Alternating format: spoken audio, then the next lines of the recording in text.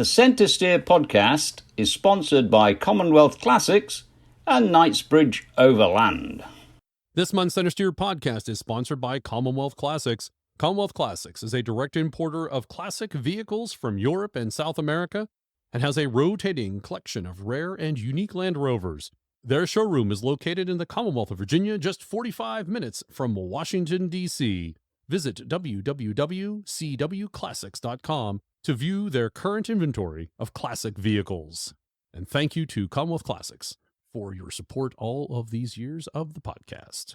On this World Land Rover Day, April 30th, 2023, the 75th birthday of the Land Rover, we have a full podcast, the second half of the Under Power Hour Centresteer podcast mashup, where we announce our plans for the Diamond Jubilee. Then it's time for Radio Chatter with Ryan Carman, who gives us a primer on CBs, FRS, and GMRS radios. And our guest this month is you, the Land Rover community. We asked you, our listeners, for your Land Rover origin story, and you have responded. So let's start the show.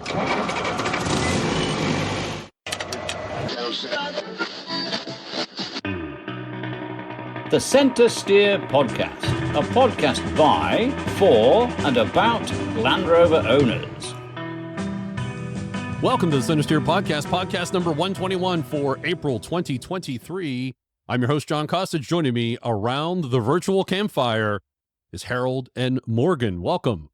If you were listening and paying attention and doing the math, and we talked about it last month was episode 120. That's the completion of 10 years. So now we are going to 11. And Dixon is high in the sky as we record this in Placid Lassie doing, well, he's up there shoving people out of a perfectly good airplane. Hopefully they all actually want to jump. There's got to be a couple that. And he allows them to grab their backpacks first.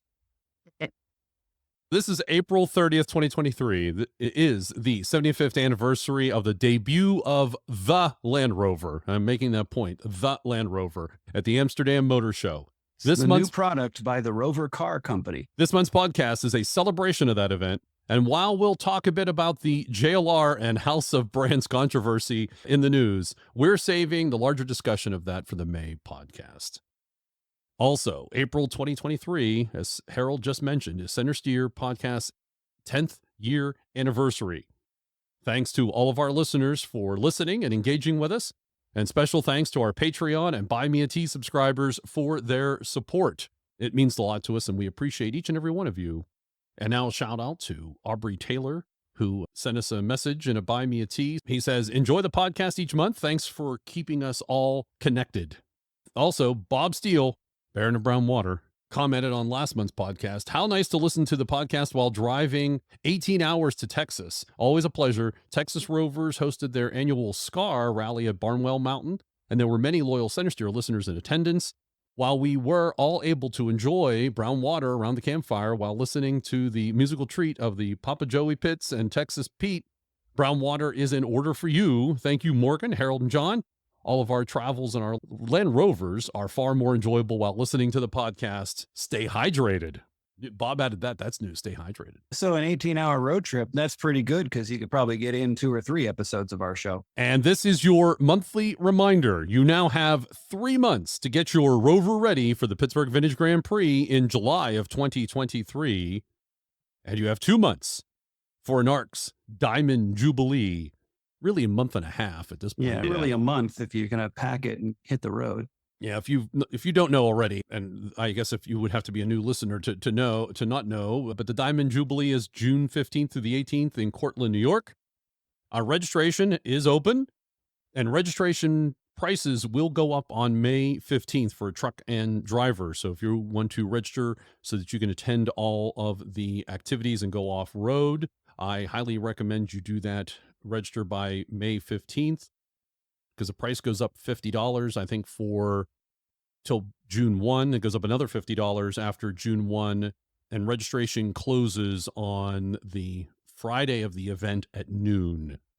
And also day passes are also now available for the Diamond Jubilee. You can get those. You go to landrover75.com or go to anarch.club. That'll take you to the event page.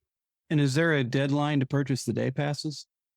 This should be Saturday. I think Saturday is the last day for the day passes. It's kind of the last day of the show. Yeah, pretty much. Yeah, you want to come Sunday? Sure. Yeah. I mean, the trails close at noon on Sunday. We're all but, packing up and leaving. Knock yourself out. Right. And also, May 15th, this is an important one. May 15th is the last day to ensure you get a coveted event t-shirt with your registration. We're going to put an order in on, I think, May 16th for the number of t-shirts we need for the event. If you're attending and you want to make sure you get the coveted event t-shirt, do it by May 15th. Is the t-shirt design finalized yet? Everybody wants a clean shirt for the Sunday drive home anyway. Maybe the official shirt should have some simulated oil stains on it so you can drive home in a clean shirt but still look like you got dirty. There's going to be enough Land Rovers there. But if you wanted a clean shirt. True. All right, let's get into the news. Range Rover Defender Discovery to become brands and Reimagined JLR. This is like the big news for this month, as everyone probably is aware. My first comment I'm going to make out of this is, I'm going to read the article, but the first comment is, we were ahead of the time. We've been calling it JLR for years. A lot of people have been calling it that. This is from Motor One. Big changes are coming at Jaguar Land Rover as a luxury brand moves forward into an electric future. The automaker announced new details for its encompassing reimagination plan, in which everything from manufacturing facilities to the company name receives a makeover. In the process, prominent Land Rover models will become their own brands under JLR. Furthermore, JLR won't simply be an abbreviation for Jaguar Land Rover, but its new official name. The company will be a house of brands in which Defender, Discovery, Range Rover will exist as brands alongside Jaguar. And this is a quote, "Pivotal to our reimagined strategy is the formation of the house of brands, which is a natural evolution with a purpose of elevating and amplifying the uniqueness of our characterful British marks," said Professor Jerry McGovern, Chief Creative Officer at JLR. He goes on, "Our ultimate ambition is to build truly emotionally engaging experiences for our clients that over time will build long-term high equity for our brands and long-term sustainability for JLR," unquote. The article goes on. The goal for JLR is to be an electric-first luxury brand by 2030. To get there, JLR announced its next-generation electric SUV platform, which will be called ELR, I believe, will underpin the first all-electric Range Rover in 2025. 3 new electric EVs are also slated for production, with the first being a high-performance 4-door GT, also launching in 2025. It won't be an entirely electric affair. Right off the bat, however, JLR will keep its MLA architecture handy for pure internal combustion and hybrid powertrains. The reimagination plan also calls for remodeling and rebranding of JLR manufacturing facilities. The Halewood plant in Merseyside will become ground zero for building EVs using the new ELR platform. The company's engine plant in Wolverhampton will be recast as the Electric Propulsion Manufacturing Center. As for the historic Castle Bromwich body stamping location in Birmingham, JLR will expand the facility for continued use into the electric future. All total, JLR will invest £15 billion over the next 5 years, which equates to 18.6 million in current exchange rates. I think they meant to say 18.6 billion. But they actually said they went from £billion to millions of dollars. So that was a little error in the Motor One article. I don't know. I mean, they could be spending $15 billion to save $8 million. Going by the numbers, the company plans to be net cash positive by the fiscal year 2025. In 2030, every JLR vehicle will be offered with full battery power. What I'm hearing is that in this quest to simplify the names, they have now created a platform that will be called the JLR ELR. Yes. JLR ELR. Sadly, you'll no longer be able to buy a really fancy Range Rover that would be the JLR ELR Land Rover, Range Rover, Velar, or what have you. Oh, autobiography special. You're just trying too hard. You're trying too hard. It would be the Land Rover, Range Rover, Velar, autobiography, SVR, ELR. You have to put that at the end. From JLR. Right, exactly. From Jaguar Land Rover. We hope to talk more. We will talk more about this next month, all its implications, because there's a number of them across the board. But the first thing that popped off the page for me, they announced this, and then there was a lot of backtracking of, no, this is, you don't understand it. this was going to happen. You could see it happen. If you look back over the Right. last course of this podcast tenure, you could see this coming. But Not a surprise at all.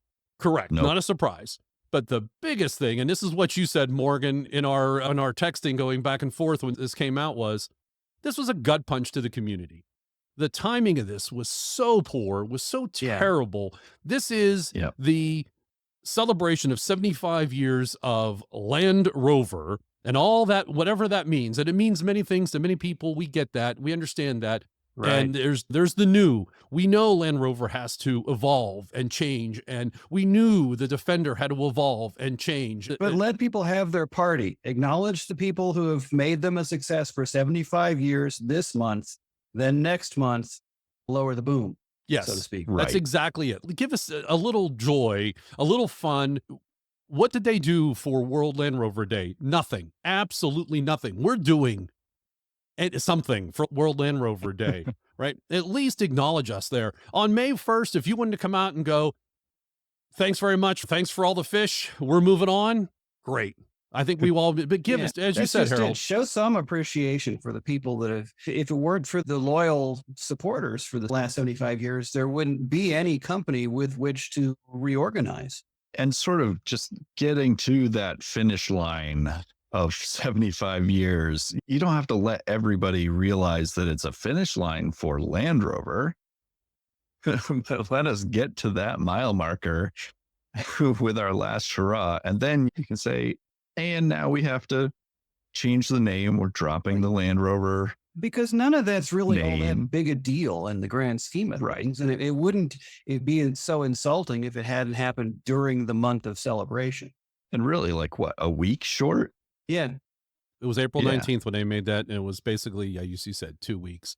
And Yeah. really, I should apologize. Actually, Land Rover did do something for the 75th anniversary celebration. They came out with a Lego set. Yes. That's something, I guess, but that's not really an event related to the anniversary. But yeah. But that was the only thing official I ever saw they did to acknowledge that there was the 75th anniversary. Right. I mean, and they did a thing for the 70th, and that was a big production. And in some ways, I think it fell short, but at least they made a big attempt to do something for the 70th. Why wouldn't they do it for the 75th, which is a bigger milestone? I will, before we move on, just add one thing. I think besides the story, which is really a non-story to me, my biggest takeaway from that article is that Jerry McGovern now has an honorary degree, and he wants the whole world to know about it. Every paragraph was Professor Jerry McGovern. Yeah, that was in the Land Rover official announcement, which came out on April 19th. And it had all that. And this part of the conversation that we all took very negatively was really buried in this. It was all more about the modernization and electrification. Yeah, which has to happen. We know that. Yes. Yes. And we know it. And we know they've been talking about the brands, but again.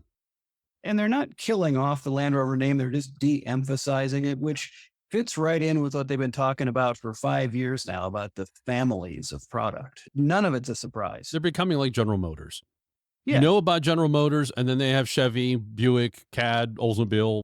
General Motors, which refers to itself most of the time as GM. Right. Same idea. And all the other news in that article is actually very good to hear, because Land Rover feels like it's been a little behind, and probably has been fairly behind on electrification. They really haven't, aside from the I-Pace on the Jaguar side, they haven't really had any electric vehicles yet. The Range Rover is coming soon, but it's good to hear that they're really committing to every model having a fully electric option. That means we'll be able to get a fully electric Defender at some point. And then also the especially good news, at least to me, and I'm sure to the people who live in the UK, it's really good to hear that they're really preserving the jobs in those local plants. And of course, the heritage of those plants being Jaguar and Land Rover, specifically Land Rover factories. So it's good to hear that they're really, yes, retooling them, but there will still be jobs. Halewood was a Jag plant, but they're investing heavily in that one to do the electric there. Right. which is a good idea. If you're going to devote to electric, why not have a devoted factory to it? See, there is good news out of that article. Oh, yeah. I don't think any of it was really bad other than just it was in bad taste, the timing of it. All right, let's move on to the rest Please. of the news. So this is JLR posts Q4 free cash flow about $5 billion. This is from Reuters. Jaguar Land Rover expects free cash flow over 800 million pounds, which is about $1 billion, for the fourth quarter, boosted by a 24% rise in wholesale volumes as chip and other supply constraints eased.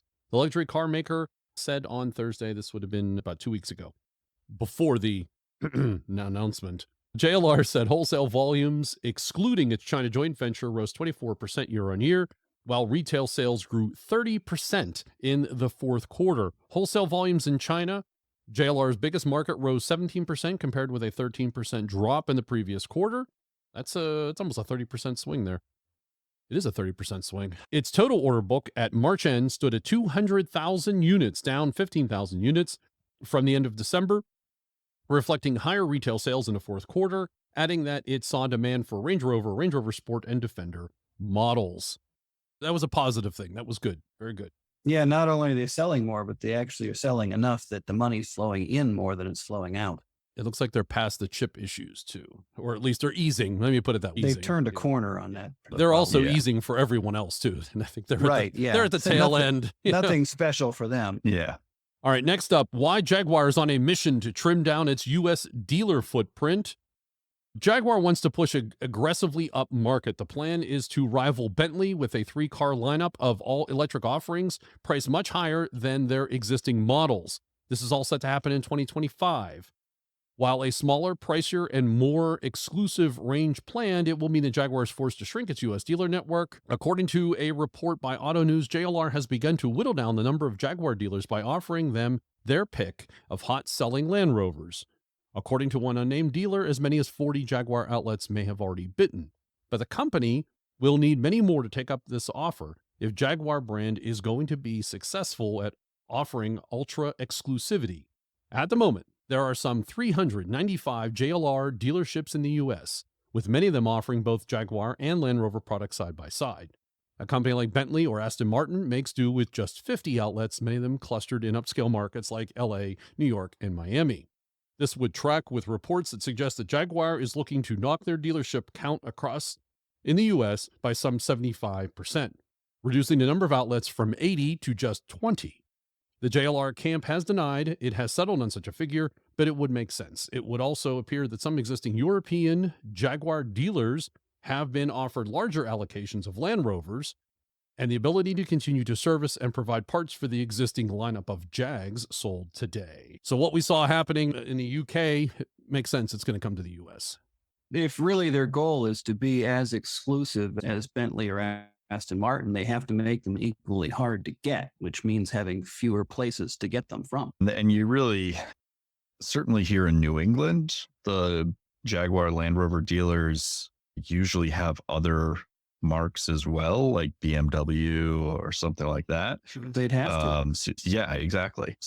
Probably separating them out from those marks as well will be helpful in that, because you're not standing there going, oh, I'm interested in a Jaguar, but I hear so much more about the BMW over there or something. And the BMW is going to be half as much, so they're going to go over there and buy what they can afford. But yeah, so you really, if you want the Jag to be a halo brand, you've got to sell it in a boutique surrounding. You got to go where the people are. And where the money is. And now is reasonable timing and I think it's smart to try to sort of offer those dealers Land Rovers in exchange, because their Jags weren't selling all that well anyway. And now they're able to make more Land Rovers. Wait a minute. The reason that the Jags weren't selling is they also de-emphasized them. I mean, if you don't market it and you don't talk about it, let's face it, they were purposely letting they knew the plan. They were going to shut it down and start it back up again. So we'll just do what we need to do. That was it. And that's part of it. Mind you, the reason for them executing that plan is because they have been trouble selling for a while. And it's partly because they're just kind of lost in that segment of the market. There's too many other good cars in the same arena, and that's why they needed to push them up. Right. All right, let's move on to recalls. And there are 4 recalls from around the world here. JLR Australia has recalled 81 examples of its 17 to 23 Defender, Range Rover Sport, and Range Rover Velars. After it was discovered a manufacturing fault could spark an engine fire. The recall notice said, due to a manufacturing defect under certain conditions, the engine may rapidly overheat and subsequently rupture the engine-mounted plastic elbow in the cooling system. This could result in a coolant leak, which may result in engine compartment fire. The affected vehicles are all powered by a turbocharged 2-liter petrol engine. And if you're in Australia, you probably already know about this, but if not, we do have a link in our show notes. Are they cooling them with like pure alcohol or something? I know it's just the electronics and the liquids, but still. No, they run a loop of the fuel line through it. Right. And then Land Rover has issued a recall 500 Range Rover 7-seat vehicles, as some of the seats may not be properly secured. The recall was published by NHTSA here in the U.S. on April 6th. It applies to 500 units of the latest generation 7-seat Range Rover from 2022 to 2023. According to the recall, SUVs were manufactured with a second-row seat frame latch that may not have been correctly welded. And then Land Rover recalls 5 Range Rover Sports for turn signals that are too good. And this is a Jalopnik article. Weirdest recall ever. It's working too well. We got to bring it back and fix it. And this is a Jalopnik article, so it's a good read. It is known, law of the universe, like gravity, Europe's turn signals will always be better than America's. Despite amber turn signals being perfectly legal in the U.S., automakers usually stick us with boring old red, color that both looks and functions worse. Amber is simply better. Land Rover, it seems, messed up. It accidentally put better Euro spec rear turn signals on 5 Range Rover Sports intended for the American roads, but rather than let those owners bask in their automotive beauty, the company is recalling all 5 cars. JLR claims that the amber turn signals don't meet NHTSA's safety standards and need to be replaced with US spec units. If that's true, it's not because of the color, because there's a statute that specifies that rear turn indicators can either be red or amber. The most likely culprit is making European signals fail American standards is size. So if you're one of those 5 sports, maybe you can go into hiding and keep the ambers. Or perhaps there's just 5 more Range Rover Sport owners that will be doing an aftermarket retrofit of Euro spec turn signals. And finally, I enjoyed this one. The feds are recalling just one 2013 Range Rover. Just a single example of the 2023 Land Rover, Range Rover, and I've got to get that in while I can. So we're going to say out the whole name. Just a single example, the 2023 Land Rover, Range Rover has been recalled in the U.S. due to the possibility of an engine fire. NHTSA has issued the recall in coordination with the automaker following discovery that a gasket on the turbo oil drain pipe may have been incorrectly installed or is missing entirely. The vehicle in question was assembled on November 9th, 2022 at the Solihull Vehicle Assembly Plant in the UK, and it later became apparent from engine build records that the SUV's 4.4-liter V8 in question has the missing or improperly installed gasket. There's justifiable concern that leaked oil could come into contact with the exhaust manifold, potentially resulting in an engine bay fire. That's clearly a dangerous hazard. So how did just a single US spec Range Rover get this problem? I'll let you read the rest of the article. And why are they making a story out of this? Why don't they just send the guy a letter? Because of this, yeah, that's actually this was my question. Because as JLR's Product Safety and Compliance Committee opened an investigation on March 10th of the vehicles affected, of the 2 vehicles affected, only one is in the U.S. The information does not state where the second SUV is located. Why not just send the guy a letter or the woman a letter? So this all happened. They had to launch an investigation because at the end of the day, they had a couple more gaskets left around than they thought they should have. And nah, there was more to it than that. It's actually pretty interesting. That's like knowing, like having all that supply chain, knowing where things came from and who, and specs and testing after the fact. And March 10th, and then you can't call the guy or woman. You can't call the owner. Just like you can text them. Yeah. You have to send them a letter, maybe follow up with a letter. But yeah. You think if there's going to be a fire, you'd be like, you'd jump a little sooner? Yeah. So the interesting thing from all this is that there's 4 different recall campaigns, but none of them are all that large. I mean, the biggest one's 500 vehicles, then there's 81, and then there's 5 and 1. It's like part of the restructuring is that Jaguar is now a niche market, like boutique brand. And Land Rover is the brand that issues niche market boutique recalls. Yes. And it's really funny because Land Rover has such a history of poor quality. You can say it. They've been unreliable. Yeah, So the reliability. that unreliability has gone upscale. It's now become a limited edition. Which special edition recall did you get? Look, Right. this is the reason for the name change, because when you talk about poor reliability, refer to it as Land Rover. And also to be to the point where you're tracking down one Land Rover that could possibly have an oil leak. That's such a 180 from what we're used to, It's kind of like looking for a needle in a needle stack. right? Well, also remember the volume that they're selling here. This is not the General Motors or Stellantis, Ford. So those guys are recalling 500,000 at a clip. Yeah, but you need to look at the percentage too. That's my point of that is, what's the percentage versus the number of vehicles they actually are producing. Let's move on to the 2024 Range Rover Sport SV Spy Shots. Land Rover redesigned the Sport for 2023, and soon the SUV high-performance variant developed by SVO Special Projects Group will be launched. It's due for reveal on May 31st, and this time around will carry an SV badge instead of the former SVR designation. Beyond the potent power plant, the Range Rover Sport SV should also benefit from tweaks to the transmission, suspension, and anti-roll system. Look for the vehicle to arrive as a 2024 model.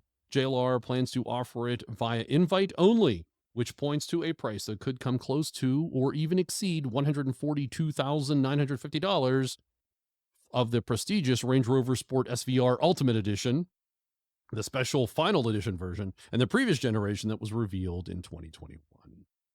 So if that interests you, go out and check out the link to the article in our show notes if you want to see it run around the rink.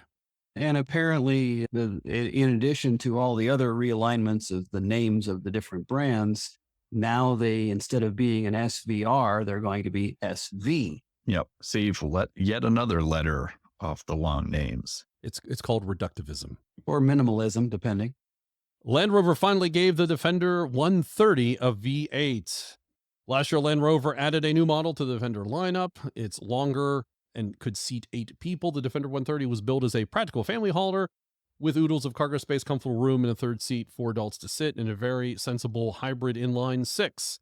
Now Land Rover is letting the 130 have some fun and has thrown in a V8 in the front of its biggest Defender. The Land Rover Defender 130 has been given the same 5-liter supercharged V8 found in the 110 SE model. This means that the 130 now produces 493 horsepower, which is nearly 100 horsepower more than you could have previously get in a Land Rover's in the 130. The supercharged V8 will now help the Defender go from 0 to 60 in as little as 5.4 seconds. Again, for a Big 130. tank. The Defender 130 starts at $116,600 in the US, making it $16,700 or more than the more powerful inline 6 version, $5,000 more than the Defender 110 V8. But this isn't the only new Defender 130 Land Rover's introducing today. It also premiered the 130 Outbound, which the automaker says blends luxurious interior space and all-terrain capability. You can read all about those on Jalopnik. We have a link in the show notes. New Defender 130s. And I personally, the very blacked out design that they're showing off with that, we've actually got somebody in town here who has similarly blacked out.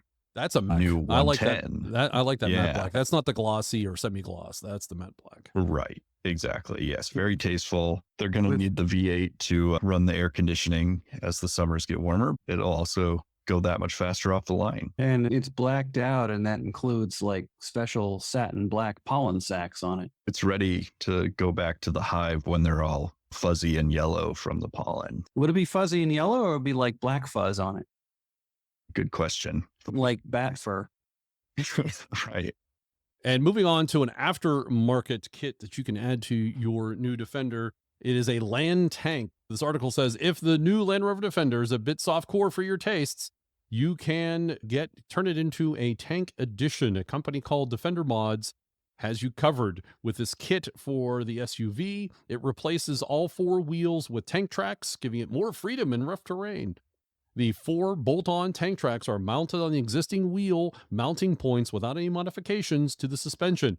Thanks to an equal number of bespoke adapters, this means that the change from the SUV to tank will be nearly as simple as changing all of the 4 tires, although a significantly taller jack will be required for the swapping. The tracks are made from high-strength, high-treated, lightweight aluminum, doubling the Defender's ground clearance to a massive 20 inches. That's 508 millimeters. Besides making it harder to get in and out of the SUV, the top speed will be limited to 40 miles an hour. The images of the Defender Mod Tank Edition shared by the company are 3D generated previews, as the first build has yet to materialize. However, the company is accepting orders from Defender owners and has created a wait list for the first few kits, which will be available in late 2023. The price for the tank tracks has not been announced, and as you might expect, it's probably not going to be cheap. I wonder how it really differs from like the mat tracks and the other aftermarket conversions for the original Defender, other than the bolt pattern for the wheels. And I'm curious whether it actually is a different product or whether they're sourcing something like the mat tracks, but just making their own custom adapters. Right. And just package. And from some discussions from other Defender owners who have had mat tracks installed, that 40 miles an hour seems highly unlikely. In a regular Defender with mat tracks, 25 is pushing it. And that has to do with the gear reduction in the unit. So, I mean, the drivetrain of the truck thinks it's doing 80 miles an hour when it's doing 25 because it's all geared down. So that's why you can get 40 out of the new Defender, because it's actually capable of 100 miles an hour. And also they're a little more comfortable. So I'm just saying you're the not being drivetrain rattled is to death. capable of higher speed. So after the gear reduction, it's a higher final. Now, I do have one funny story from someone, I think it was from an article by Ray Hyland, who had his 110 with mat tracks out west in the US.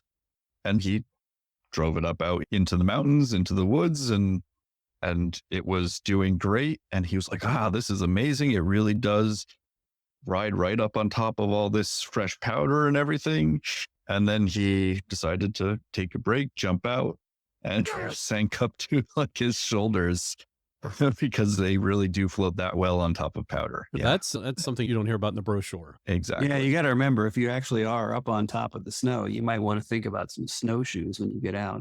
Moving on, British Army Land Rover Defenders converted to electric power in 1-year trial. The British Army has enlisted a defense and engineering firm and an electric car startup to convert 4 Land Rover Defenders to battery power, and these are beloved heritage versions. Trialing the technology before the Army forces phase out petrol and diesel in 2023. The 4 Land Rover Defenders, which are currently in service with the British Army as 2 protected and 2 general service vehicles, will be assessed by the Armored Trials and Development Unit in battlefield scenarios to determine the viability of using battery-powered vehicles in combat situations. In a media statement, Electrogenic announced the Defender's diesel-powered engine will be replaced by a 150-kilowatt electric motor from its custom-made E90 conversion kit, which is coupled to the existing transfer case, allowing the off-roader to retain its 4-wheel drive capabilities. Electrogenic claims the electric Land Rover Defender can achieve more than 240 kilometers of driving range due to its 93 kilowatt-hour battery pack, while more than 900 newton meters of torque is delivered to the transfer case. The Land Rover conversion kit, also available in the E62 and E70 series, is not exclusive to the Armed Forces. Electrogenic selling its turnkey packages to private owners, though it does not list prices for the conversion service. It's coming.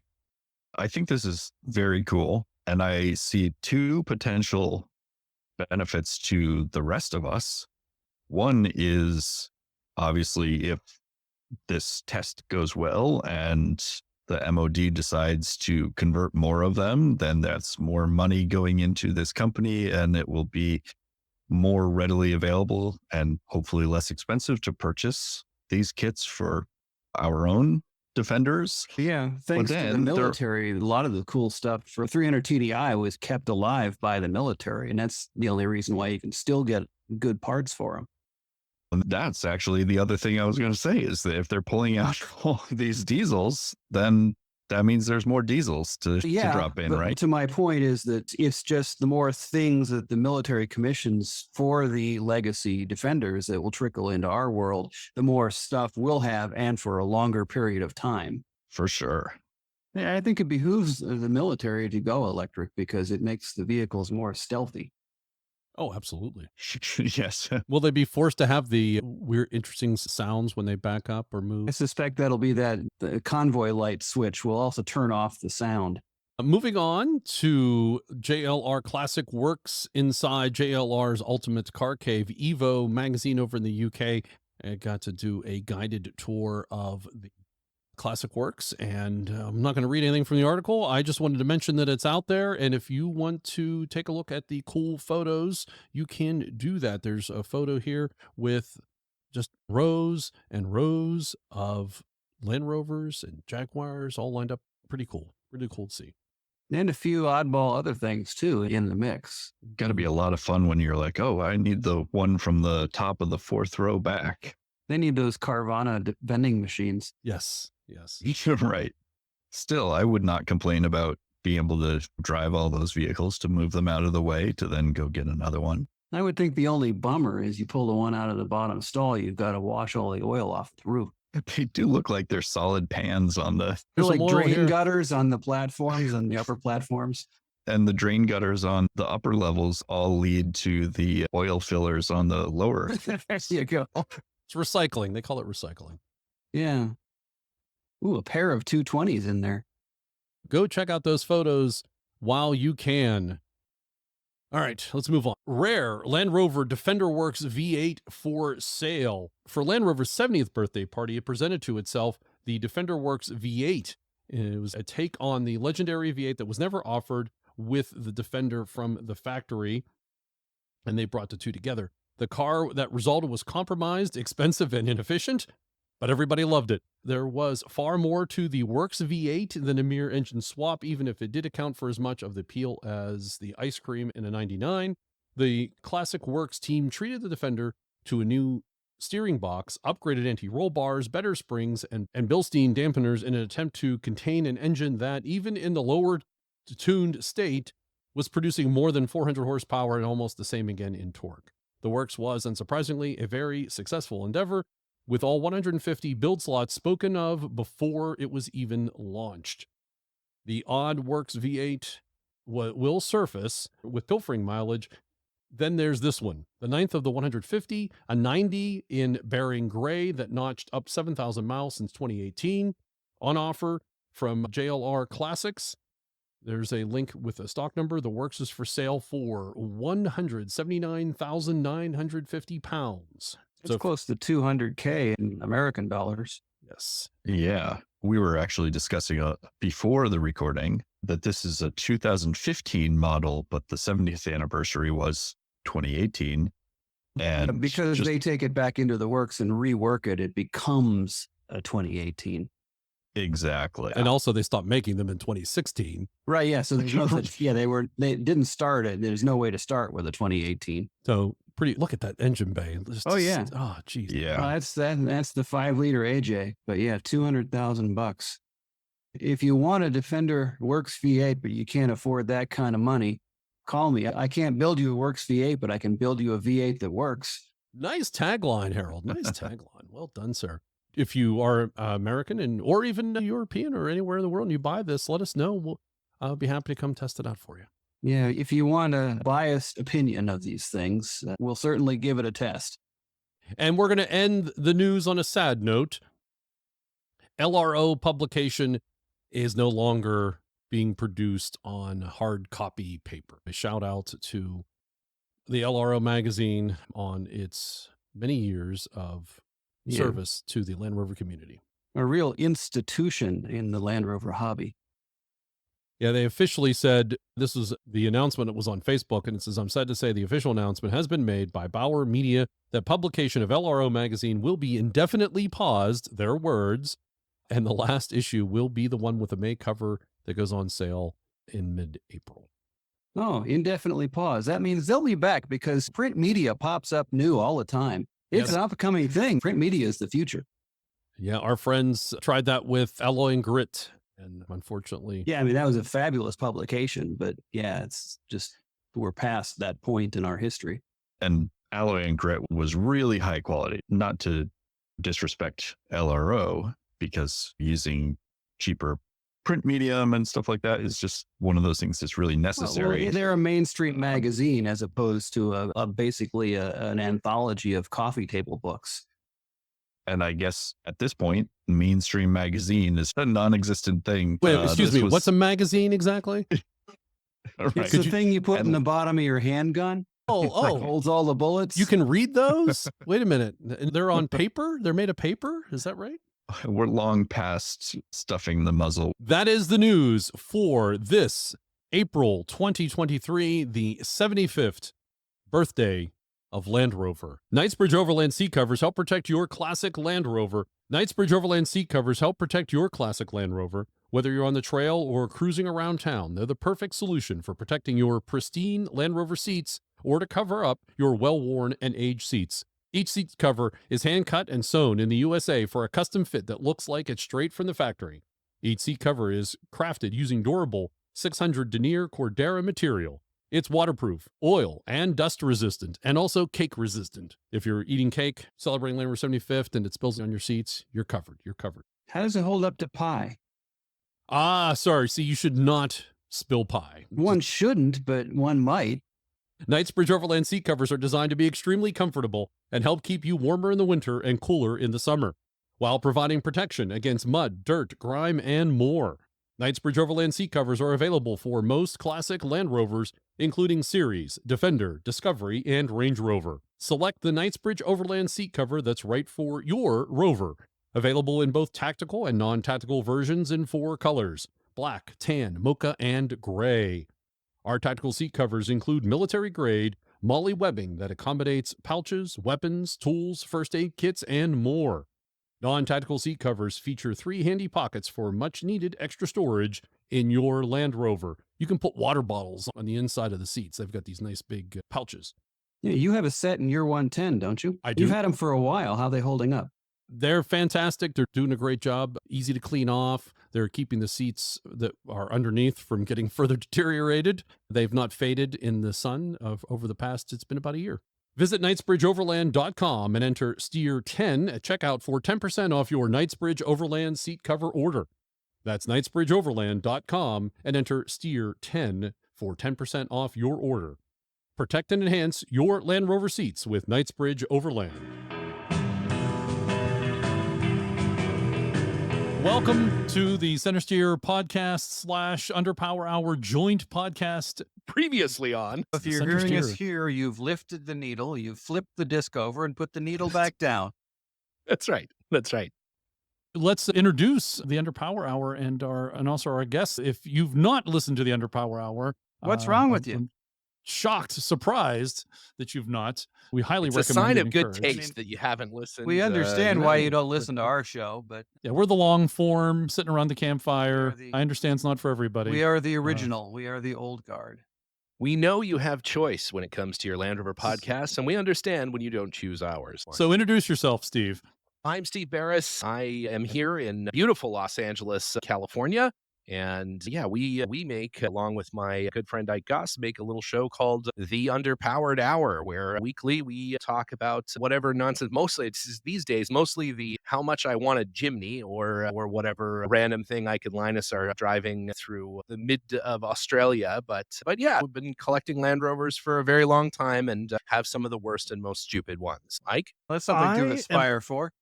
Yeah, yeah, he's correct. He has the worst and stupid ones. Mhm. It's really amazing. I am Ike Goss. I'm from Springfield, Oregon. I own and operate Pangolin 4x4. And with Steven, we do the Underpowered Hour Land Rover podcast each and every week. So thank you for having us on your show. Actually, this is a return because we had you on. It is a when you return, should- yes. and Yeah. I'm surprised you had us back. So Yeah, things it's really are still in amazing, order. yeah. It's Desperate really I was times forced. call for desperate measures. after That's all. right. Exactly. I was Exactly. forced. Only We an are all event here. this big. We Yeah. are all here to tell our listeners about what? That's why Bob is here. See, I was forced to do this, and that's why Bob has joined us. Under duress. I'm Yeah, kidding. under duress. He waterboarded you with brown This water. is a proof of it's a proof of life podcast to John's family to know that he's still alive, and as soon as the event's done, he'll be returned. So we have Bob Steele joining us, who is a part of the ANARC board, as myself and Dixon are also, and we have been helping out with the Diamond Jubilee. Of course, if you've been listening to the podcast and you don't know about it already, I'm surprised, but we're bringing Bob in to talk a little bit more about what's coming up on the Diamond Jubilee. And we talked about the activities, and we talked about what's going on with the Diamond Jubilee on the Under Power Hour. We're not going to talk about that here. So if you want to hear about that, go back to the latest episode of the Under Power Hour. Tough to say. Under Power. We only pick the most difficult and misleading names. Marketing 101, John, and not clear about what it's about. And that Land Rover doesn't come after you for. That's exactly right. That's exactly. Well, they have, just not for the title. So just the content. Yeah. But they never copyrighted Centresteer. Yeah. There you go. Want the They record wanted to it show. forgotten. They wanted it completely forgotten. forgot. So, They scrapped it for a reason. Let's be honest. Maimed a number of factory workers back in the 40s, and that was it. So when we last left the podcast, the joint operation that was, we were going to talk about what the joint podcast is going to take place and other podcast activities that will take place at the Diamond Jubilee. That's right. So, Steve, I'm gonna let you tee that up and talk about that. Yeah, absolutely. Yeah, none of this has been approved by Bob or the rest of the ANARC board. A lot of it is just straight. No, we've gone but off we're the doing books. it anyways. Oh, yeah, Dixon has said it's okay, so we're just doing it. Yeah. Good luck stopping us.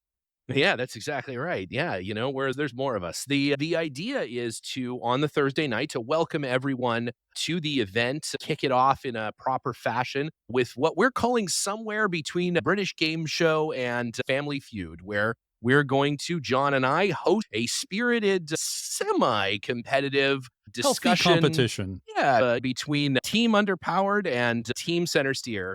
And we're going to discuss only the most controversial and taboo of Land Rover topics with teams made marketing. up, of course, our co-hosts and some Land Rover luminaries that will be there at the event. And the audience will have an opportunity, many opportunities for participation. Points that don't matter will be awarded. And at the end of the day, it will certainly be an event. Is this going to be a sketch show? Is that what's going to happen? That, maybe. I don't know.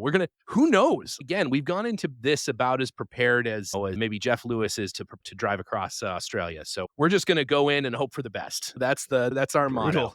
Brutal. So this will take place on the Thursday, which there's a welcome party that begins about 5:30 on the tracks deck at the Greek Peak. And then in that evening, we haven't sorted out all the details yet. We're spreading this whole idea to Bob, and that's why he's on the podcast so he can hear about it for the first time. And it will take place. So that in the future you can be told that you were warned. That's right, Bob. We told you. We told you we were going to do Bring it this. on. Yeah.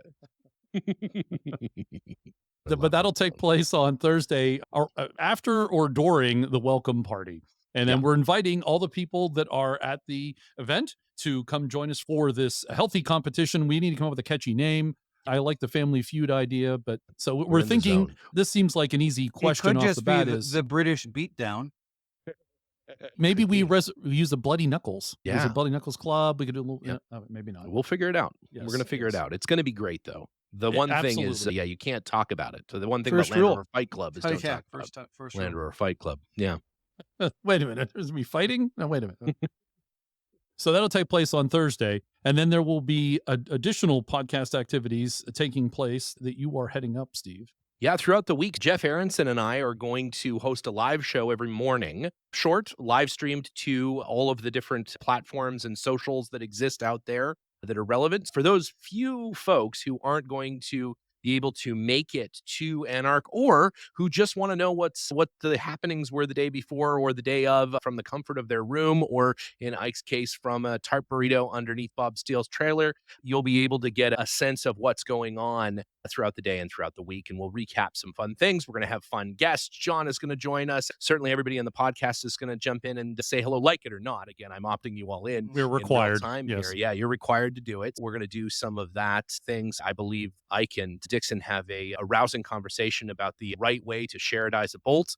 and other fantastic topics like that. So we're going to do that. And then we're also going to have the traditional hot stove lounge guests, single podcasting throughout the entire event. You can come down and watch that. I think we're planning on doing that somewhere in the vendor area. It will be made obvious to people. And anytime we're doing a show, anytime John's doing a show, please feel free to come down. We'll have some area for people to sit and listen to whatever nonsense we get to talk Special about. prizes for hecklers. Yeah, exactly. Ooh. Best heckle wins a t-shirt. And we're back to Bloody Knuckles. That's exactly right. Oh, Yeah. No, it's going to be super fun. I can't wait. I love the fact that we've just got to get Dan and Ivan from Rover Talk in here. Unfortunately, neither of them are available, I believe, that weekend. Last I spoke with Ivan, I think he's in Spain buying me a Land Rover. Unfortunately, he'll be away, but almost the entire Land Rover podcasting universe in one place. Maybe we'll have to FaceTime in Dan and Ivan from Chicago at some point. But And there will be that'd the be pretty cool. opportunity for Land Rover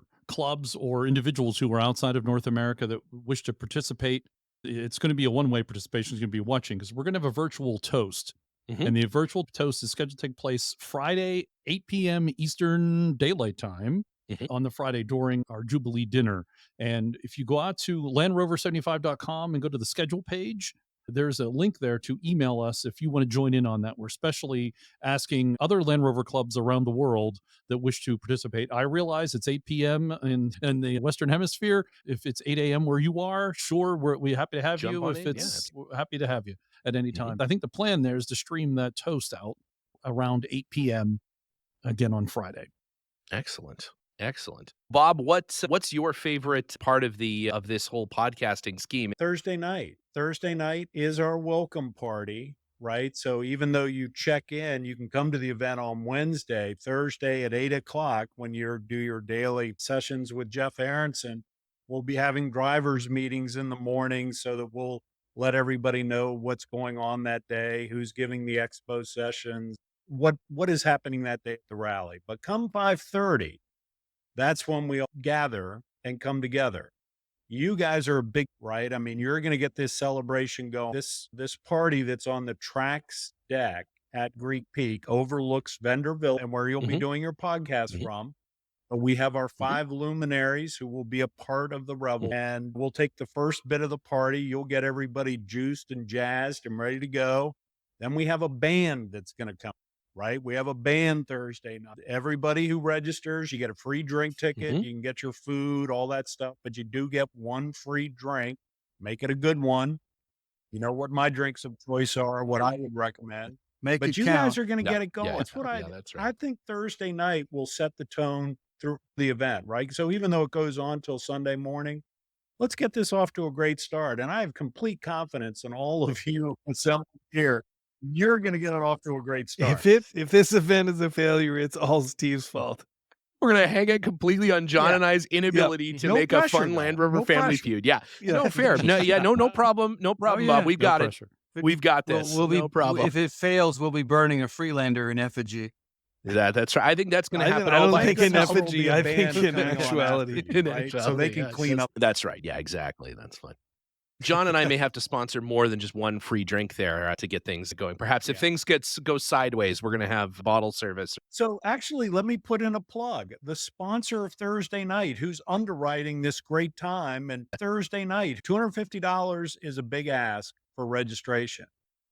But just so everybody understands, the real cost for a participant is well over $500, probably $600 or $700. Thank goodness we have these wonderful friends and supporters who will be in our vendor village, such as this night where we have the band and all of you and our luminaries. Our good friend Justin at Lucky 8 is the sponsor. Justin was kind enough, for those who know, he's always good for a nice party, right? So, and I'm sure his son Corbin will have the drone up in the air, so it'll all be documented. But I think Thursday night is really important because even though we have great things happening on Friday and Saturday, you guys are a big part of the reason people are coming, right? You understand our world of Land Rover. A lot of nodding heads to not the affirmative. Bob, there's a reason why these are audio podcasts. Yeah, I was going to say, if we agree not to come, there may be pretenders. And I think that's part of the fun Thursday night, right? Is a lot of people like Dixon, myself, Bruce Fowler, we've been doing this for 3-4 decades, right? There are so many dear friends that we all have in the Land Rover world. How nice to know we're all going to see each other there, be able to hug and celebrate that Land Rover made it to 75. There's something about Mhm. that, right? Land Rover made it to 75 years. That's worth celebrating. Right.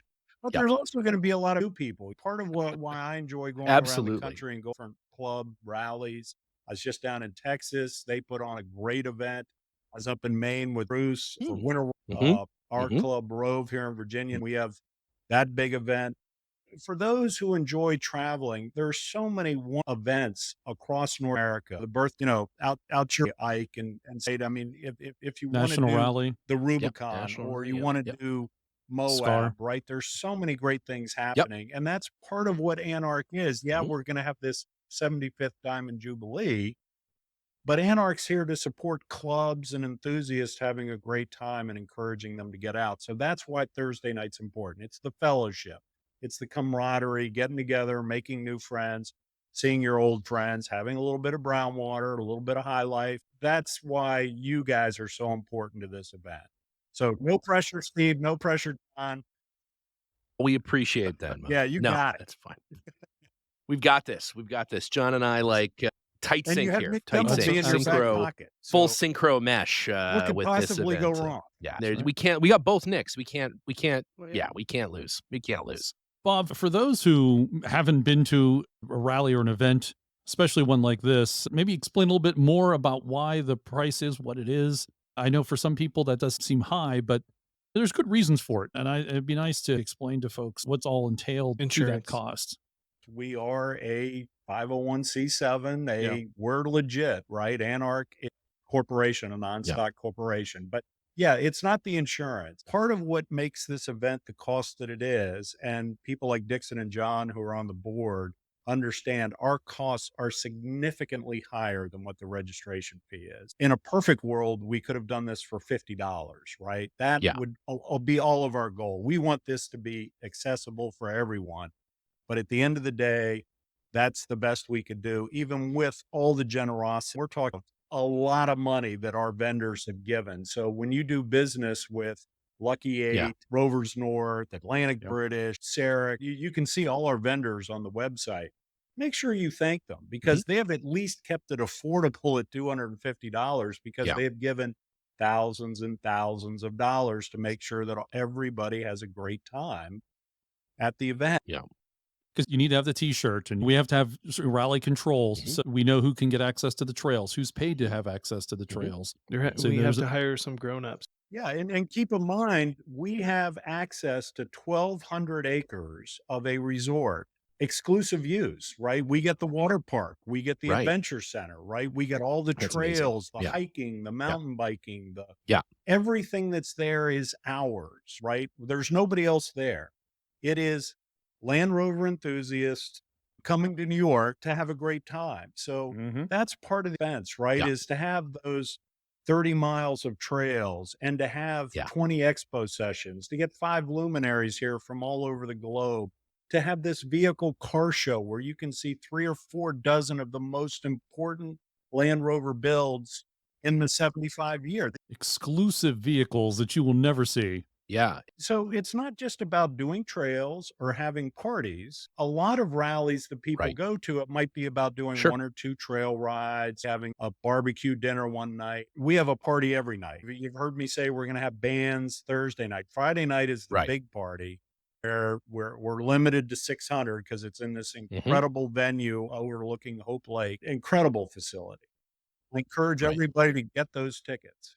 Bob, this really is at the level of, for those of our listeners that listen to both shows in the UK, at the level of a UK-based show. And unfortunately, with the untimely passing of Land Rover owner and the sponsorship for that show going away, these things unfortunately have some scarcity. And certainly here in North America, nothing like it. It's just fantastic. And Mike and I both go to the UK shows as often as we can, and they're wonderful. It is a festival atmosphere, and not just a bunch of folks with lifted Discovery 2s going on trail runs, which is fine as well. I enjoy that as much as the other thing, but this is different. This is much more of a celebration, a festival coming together of like-minded individuals, and they're Just hearing you talk about it, your level of enthusiasm and personal investment is very obvious, and we appreciate that, as all Land Rover owners in North Absolutely. America do. Absolutely. Thank you, Bob and Dixon, and anyone else who has contributed time the and whole effort and Anarch energy. board, John and the gang, and everybody there. It's really awesome. It's so awesome. And there will that it's also be happening. volunteers. We should thank them. You probably won't know who they are, but we're going to need an army of volunteers. We've put out a call for volunteers, and there's already a bunch of people who have stepped up for that. We need folks that could work a few-hour shift at registration or rally control or trail marshal. There will be a work party that takes place at Greek Peak on May 15th. I should have had the calendar open to look that up ahead of time. John, it's May 11th to 14th. May 11th. Thank you, Bob. So if you're interested in helping out and coming up to that with help out with a work weekend, if you go out to Land Rover 75, the number 75, landrover75.com, there is a page there for volunteers. You can send your information in and we'll get in contact. Fantastic. That website is where you want to go for all of Diamond Jubilee activities. We have a schedule out there. You can register out there. We have maps. You can download maps of the site. You can download maps of the trails ahead of time, so you can have that information. And of course, that will be where we have all the activities. We have a time schedule out there right now, subject to change as things happen, but that is all listed out there on that page. And on an important note around registration, it's unfortunate we need to do this, but we're going to raise prices as we get closer. We're only raising prices on the truck and driver, which is the main person. The passenger price, the price of the dinner, and there's extra vehicle you can bring, that is not going up. But on May 15th, registration will go up to $300. On June 1st, registration will go up to $350. And then registration is going to get cut off on June 16th at noon. That is the Friday of the event. Last minute, think you want to come? Then you need to register online, preferably for that. But we're cutting off registration. We're not letting anybody else come on the site with full registration at that point. So I encourage you. I know Land Rover people are all like, I don't know what truck I'm going to bring, and I don't know if I'm available. And we understand. We get It's a secret behavior modification project by a famous university, because they know Land Rover owners will only decide 3 days ahead of an event to go. This time, you actually have to think a little farther ahead. That's exactly right. Yes. Yeah. There's consequences. And as listeners to the podcast know, we've been telling you about this event for over a year, long time. that things are coming up. Please register early so as to avoid the price increase. There's a lot of work that goes involved in this ahead of time. It's nice to know the number of people that will be attending for proper planning. So we make sure we have enough food, not for necessarily for the Friday dinner, but for the other activity we have. Well, and John, if I could elaborate that all your listeners understand. Again, the board doesn't want to have to raise the prices, but we need to do it because of our contractual relationship with the resort. They have to, if we have 1,000 people there, they don't just have 2 or 3 people on staff taking care of us. They have hundreds of people who are going to be working at the resort taking care of us. We owe it to them to let them know ahead of time how many people we have. They want to be wonderful hosts for us, and part of that is making sure they staff it properly. We owe it to them to let them know ahead of time how many people we have there. So if I could finish on this excitement, right? Friday night, Rovers North is sponsoring that gathering. The food, the drink, everything costs far more than the tickets cost. But we still got to sell the tickets, because that night, we can only fit 600 people in the venue. Now, it'll open up at 8:00 when all of you are doing your magic with the podcast and we have this virtual thing with the world. Everybody can bring their lawn chair up. Those 600 who don't get in, you can come at 8:00. Bring your lawn chair. The side of this venue has large garage doors, so it'll all open up out onto a beautiful grassy knoll overlooking Hope Lake. It's a great venue. So everybody can still participate in the celebration from 8:00 on, but the special 5:30 to 8, the cocktail reception, dinner, and all that, unfortunately, they've just never had an event with more than 600 people. We just can't do it. I'm sure the fire marshal would get a kick out. And we've crossed 300 people for that Friday dinner. It is $40 for an adult. It's $20 for a child. And you do need to register special for that. Thank you. And so then Saturday night, we have a closing party that will end all parties. We have thrown everything in the mix for Saturday. It'll be in Vendor Village, back on the tracks deck. It's a celebration of all our vendors. It's an opportunity for all of us to thank these vendors who have contributed a lot of money to make this happen. And we wish to give them personal thanks and to acknowledge all of them, make sure everybody, is introduced to all of them. We have the free ticket. It's a cocktail reception and what have you. It will then segue into a large bonfire. We're working on Land Rover celebrities. We have an ice cream truck for kids. Not just for kids, Bob. Come on. Okay, not just for kids. And believe it or not, Greek Peak has a drive-in movie screen. It was built in the 1950s, so why wouldn't they have a big screen at the end of a big pasture? So while it's a drive-in movie theater, we're not really going to drive there. We're all just going to have this big bonfire and singing and hooting and hollering, just a good social time, music around the bonfire. But there will be movies Practice your on the hoots. big screen. And again, it's just a big celebration. Saturday night might be more of a family night early on because of ice cream trucks and bonfires, more, whatever you want to do. And of course, the preview, I think we all know what the movie's going to be, right? Everybody can guess what's going to be on that screen. It'll have something to do with Only Land Rover. the best one. Right. The But only leading one up worth to that, watching. we're probably going to get some of the old school cartoons and stuff and introduce Cars? our children to things that may have been around 75, 50, 25 years ago. So we have a little bit of history in there. Roadrunner and Wile E. Coyote. So the idea is that every evening there is something to come together. There is an excuse for you to get out of your camp or out of your lodge room and go down. Out of Nick Dimbleby's bathtub. So Saturday night is sponsored by Sarek, Ralph Sarek. He's been a big supporter of things.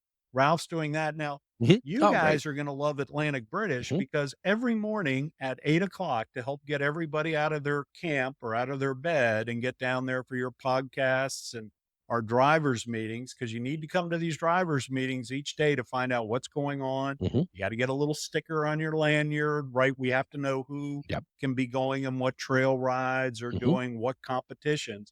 But each morning, Atlantic British is going to have free coffee, right? We're going to have light food. I saw something about donuts. Thank you to Atlantic. Eric's a great friend to get food for us every day in the morning to get us off to a rolling start. Fantastic. Amazing. I thought it was just going to be Eric was going to go out there with a bullhorn at 6:30 up, but we're it's at much nicer. Friendly much persuasion, nicer. right? To get everybody out of camp, give them donuts and coffee. We'll see. We'll We'll try that Thursday. By Friday, it might be just Eric with a fire hose, but whatever. It'll be whatever works, whatever gets everybody going. It'd be nice if they had a tray full of Bloody Marys or something. Yeah, might happen. Right. We'll see.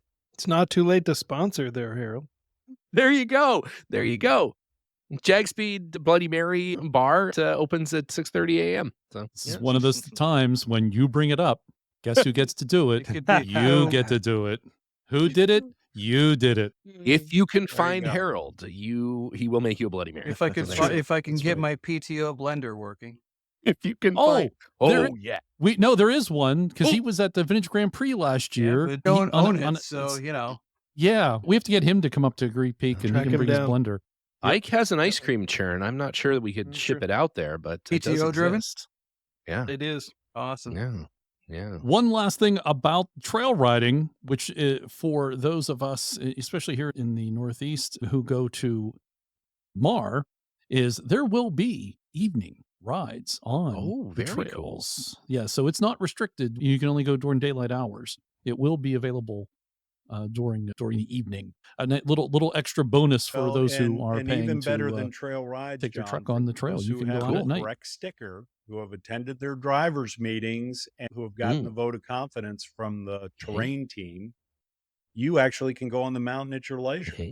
You can go out there anytime. You don't have to be on a trail ride, But we need to be careful with all this, right? Because there's a lot of terrain. Marseille, there's over 30 miles of trails, and that doesn't really include ski slopes. And we know all of those are open and accessible. So because it's after dark, we want everybody to go out in groups and have a good time.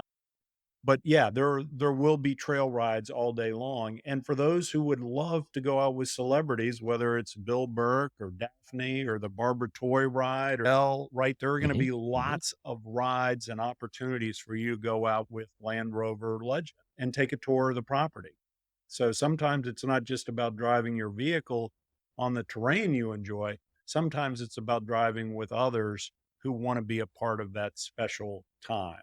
If you've never driven on a trail before, don't worry, come here. We'll help you. We have lots of volunteers, lots of professionals to help you gain confidence with what your capabilities are. And even for the most talented of drivers, there will be some terrain that challenge. A lot to do. It's a lot that's going to be packed in between registration opening at 2:00 on Wednesday and closing at noon on Sunday. There is a lot going on. And have I mentioned all the expo sessions?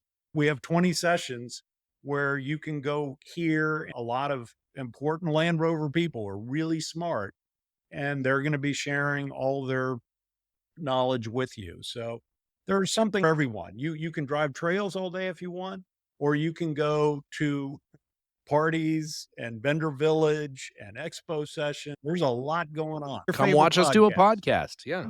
It's going to be amazing. It's going to be amazing. That's right. And you can participate in the RTV courses, and you can also watch folks compete in the NARC Cup, the inaugural NARC Cup, which will be John, moving around the country, because moving around the just continent. Established the rules. This will be the first time the rules are going out, so your podcast can get this out. Each club, and we have approximately 24 member clubs across North America. Each club can have up to two-person teams compete for their club. So whether you're the Florida club or Minnesota or my club in Virginia, there will be teams who compete, and there are 4 events. The most significant is the RTV. This is a full 6-course RTV. We're using all the proper rules, not something somebody makes up like happens at some rallies. This is a proper RTV. There will be awards for each of the 4 competitions, including my favorite, which is there will be approximately a dozen Land Rover parts hidden around Greek Peak's property. So it's not just geocaching. Some on purpose, gonna tell some them that just apart. fell Doesn't off know while about. people are driving around. Yeah. And some of the owners of the parts don't know they've been Actually, chosen. no, they're the missing. scavenger Yeah. hunt of sorts. So it's not just having knowledge in how to navigate and find a spot, but when you get to that spot, you have to know if that's a Series 2A water pump, a D2 oil. You have to know your vehicles. Freelander rear main seal. You have to know if you're going to get shot when you remove it from the truck it's under. All the details on the NARC Cup are posted on the event website. So if you go to landrover75.com, there on the activities information page, there is a link then to the NARC Cup. There's also a link if you wish to register, and we highly encourage folks to register for the NARC Cup. Save money. Do it now. Yeah. Yes, we're asking you to register in advance. There is no additional cost to compete, but we are asking you to register in advance. You can select 2 vehicles and 2 teams, each consisting of a driver and a co-pilot. Clubs are responsible for deciding on the teams themselves, so we're not getting involved in that part. The NARC isn't. Okay. And if your club is not a member of a NARC, now's a good time to do that. And all that information is available on the event website and also on anarc.club, which is the NARC website. We look forward to seeing everybody. All of you here will be at the NARC Cup, and Bob will be sitting in the chair the whole week, the whole time. He'll be in brown water, nothing else. Bob? That's right. He's the master That's of it. ceremonies. Look for the guy with the scepter and the funny hat. Yeah, That's he'll have it. a funny That's hat. it. Be sort of soaking Pope in hat a looking large something. vat of brown water. Yeah, absolutely. So we look forward to seeing everyone at the NARC Diamond Jubilee at Greek Peak in New York, Cortland, New York, June 14th through the 18th, 2023. If you are listening to this after June, sorry, you missed out. Yeah. It's too bad. It was We had a lot great. of fun. We Yeah, had a we great had a lot of time. fun. Yeah. Yeah. Oh, man, it was amazing. Sucks Oh, to be you. Man, you'll never believe. Oh, And that joint podcast we had, it was out of this world. it was like incredible. they had to shut the event down after that. There was so much fun. No one could do anything It else. really the rest of the set event. the The weekend. National Guard was called out. It was quite the It thing. was- yeah, it was That's like a Godzilla film. Yeah, it was amazing. It was really amazing. Godzilla versus Freelander. There we go. There's a movie. I think on that note, that's a good way to end No better. end this part of the two-parter. That's how we end this two-parter. Thanks, guys, for coming on the podcast. Thanks, Bob, for updating us on what's happening at the Diamond Jubilee. We really do want all until 100, right? So I won't. Oof. I know. Yeah. well, I don't live that so well. Thank Let's you see. for spreading the good word. Yeah. Truly appreciative that you're getting this out there, and I look forward to seeing all of you there and having a brown water with each of you. Can't wait. Thank you. Thanks for having us. It's time to talk about radios for trail use with Ryan Carmen. Hi, Ryan. Hey, John, how are you? I'm well. Welcome to the program. Ryan and I have been working together for many months on the Anarch Diamond Jubilee communications and website. You wrote an article for OVLR magazine because you're a member of OVLR. You wrote it about radio communications. Before we get into that, though, what's a little bit of your Land Rover background and what do you do for OVLR and what do you do for Anarch? So I am on the board with OVLR. I hold the position of off-road coordinator. I do believe that I am not the most experienced off-roader in the club, which is where coordination comes in. I don't profess to call myself the off-road Buddha or off-road genius. However, part of what I do with the club is general board duties and whatnot, help things keep the wheels of progress turning at the club, but also get involved with organization of our events or some road trail runs. We've got 3 trips planned this summer to pre-run for the infamous OVLR birthday party, which we have moved to September this year. And that's generally what I do there. Nice. Yeah, OVLR is the Ottawa Valley Land Rover Club, and that is from our friends in Canada. OVLR is nearly, not quite, and only short by a couple of years as old as I am. That's insightful. And on Anarch, you're on the board helping out with managing the event. And I actually, in prepping for this, I found out you actually have a title on the board. You have a board title. I do. I want to say that there's the word director in it. I'm not 100% sure. I think it is. I think it's a director position because I think I'm like director at large. I think so. I don't think that's a comment on your waistline, sir. I think that's just a from. Oh, yes, it is. Oh, yes, it is a comment on my waist. Thank you. Excellent. So radios, about using radios on the trail. I guess if you're of a certain generation, CBs were all the rage. And then they came out with FRS radios as family radios, and folks seem to have those. What are folks using on the trails these days? Is CB still a standard or has that been pushed aside? CB is still a thing. It is, CB's had a long-standing history and again, I'm going to put a huge asterisk at the start of this conversation that I have a background in commercial audiovisual. We work with a lot of different wireless technologies. And so I have more than general understanding of radio communications. However, I wouldn't profess to be a absolute expert. I do get my hands in it, as we all do, because we're out on the trails. And I have had a not insignificant amount of experience with two-way radio communication over the course of my career, as well as on the trail. There are a handful of different radio services, some that require licensing, some that do not. CBE is one of them. In the United States, you have a service called MERS, a multi-use radio service, which is generally limited to commercial application. In Canada, we have a series of resource radio channels that are assigned for logging and other resource type industries. They are generally standardized across Canada. However, certain areas use certain frequencies for certain reasons. And just to touch on that briefly before we dive into the trail use conversation, these radios, there are commercially available radios that can receive on those frequencies. And if you're an overlander traveling in the backcountry on resource roads, logging or otherwise, it's a good idea if you can swing it to have a radio that can at minimum receive on those channels.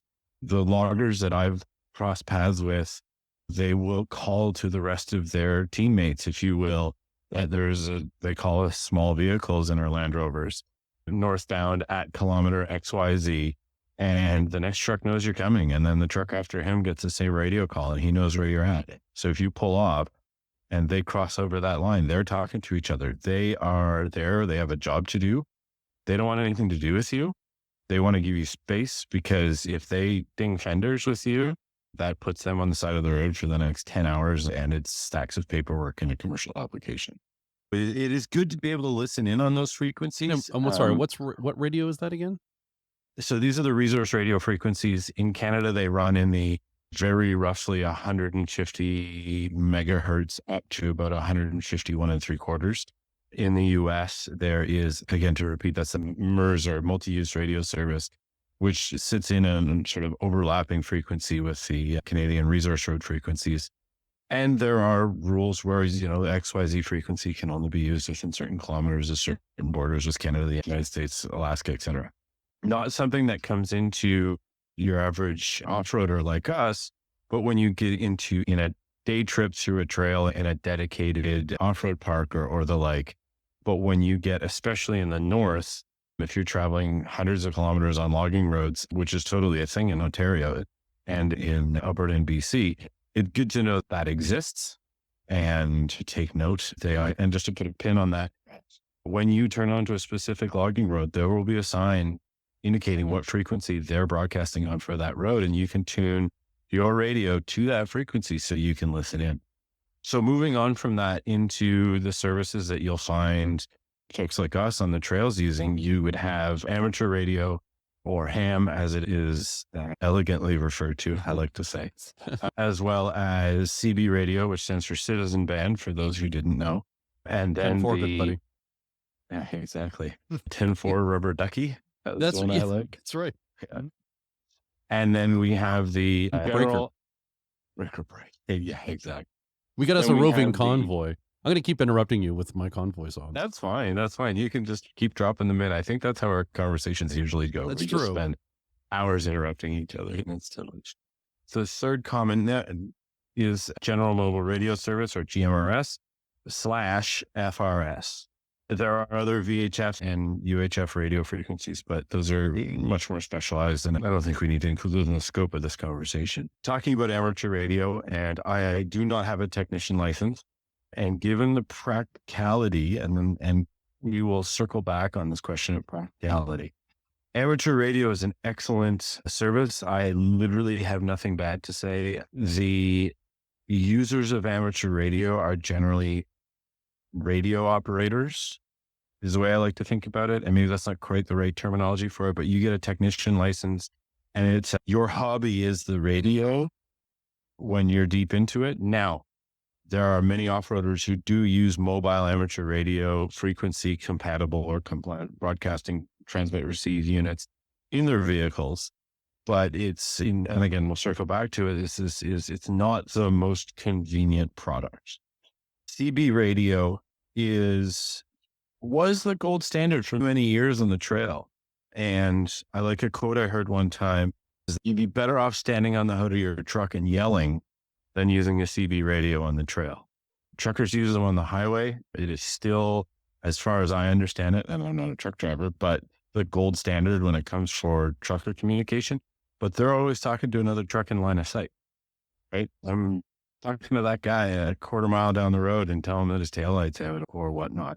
Now, my experience, and I have traveled a fair bit on the highway in North America in some vehicles with the CB, there are a number of CB operators in their trucks who pollute the airways with, for lack of a better term, hot garbage. They grab the radio and they're yelling at each other when they cut each other off. And so part of the problem with CB is it's not the most effective form of radio communication on the trail. But then the B side of it is that it's busy, it's noisy, and not always family appropriate. If you get your teenage kids with you and they're calling each other names on the CB on the highway, well, maybe that's not what you want to be listening to. Because the longer distance, it tends to be more of a public channel than it would be closed, because it's a longer range. But it's very much unregulated. Oh, okay. That's maybe a better way to look at it. Just very much unregulated. So you can say whatever you want, whenever you want. You don't have to identify yourself. And I know someone's listening right now going, well, it is regulated. But from an effectiveness standpoint, or effectively, it's unregulated. I'm sure that the industry candidate, the FCC would come along and say, you can't say that on the CB radio, but is it enforced? Come get me, come track me down there for the 3 people that are listening. I'm doing 85 miles an hour on Interstate 80, and I just called you a dirty name. What has come to the forefront for the last, I want to say since the mid 90s, has been what we call FRS stroke GMRS radio. Before we dive into sort of the little bit more nerdy stuff, the assignment, the service, however you want to call it, has been around since the 60s, and it existed in another name, which is escaping me, but I will remember as we're having this conversation. And in Canada, get that conversation off the table first, because it's a little bit less complicated. You can buy, and they are commercially available. And so this is bringing back this convenience factor, is that you can go on Amazon or go to Walmart or go to your local The Source, as Canadian Tire, Radio Shack, Canadian Tire, any sort of department store. And for $100, sometimes less, you can buy 2 handheld radios that will do just fine for give or take a quarter to half a mile. And the rules in Canada say that they must be pre-programmed, must have a fixed antenna, and on the GMRS frequencies, must not broadcast over 2 watts. And on the FRS subsection of frequencies, which is a funky way of saying it, they must not broadcast over 0.5 of a watt. And just to reiterate, in Canada, what is legal is the pre-programmed handheld fixed antenna, non-interchangeable type device. Right. In the United States, you can pay what used to be $70, and in April of 2022, the FCC reduced it to $35. You can pay for a license that will allow you to use mobile and base station style radios. So something you can bolt underneath the dash of your truck like a CB, or something that can sit on a bench in your Radio Shack. I did there? Oh, nice. I see what you did there. And broadcast at up to 50 watts, which is beefy. That's a lot of signal. And the FRS GMRS frequencies run between about 462 and 467 megahertz. They are getting up into that much higher frequency than even CB is down in the, I want to say, and again, I'm not a radio technician license, etc., down in the 27 megahertz band, I believe. So CB is a much taller band. And to get into a little bit of nerd talk about radios, radio frequencies actually have a physical dimension. So the lower the number, if you will, the larger the wavelength. And so when you see the trucks heading down the highway and they've got 10, 12-foot whips on them, those are CB, because those antennas need to be large to pick up a lot of that wavelength as it passes through the air. Think of a big line of spaghetti going through the air. It has a physical dimension. And because of that, it in open space CB, which is and we'll probably bounce back and forth a little bit between CB here in this conversation, but CB is still quite common. But because of its long wavelength in an open area like on the highway, it can carry. Whereas if you get into terrain, even trees, right? Wood isn't a good insulator. However, when you get a lot of trees, that wavelength can't punch through the same way a shorter wavelength can. So when you get up into those GMRS FRS frequencies, that wavelength is just small. And I don't know the dimensions offhand. And if I try to remember, I'll probably get it wrong. And but it's probably commenting on the podcast later saying, right, that guy doesn't know what he was talking about, but which is fine. But it's definitely not what a cell phone does, because cell phones, their antenna's quite small. I take it because that signal band is very thin, yes, right?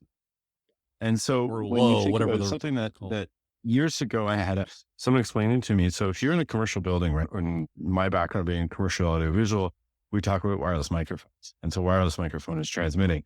You can have a very small opening where that frequency can actually wiggle through, if that makes sense. And we talk about antenna placement and whatnot.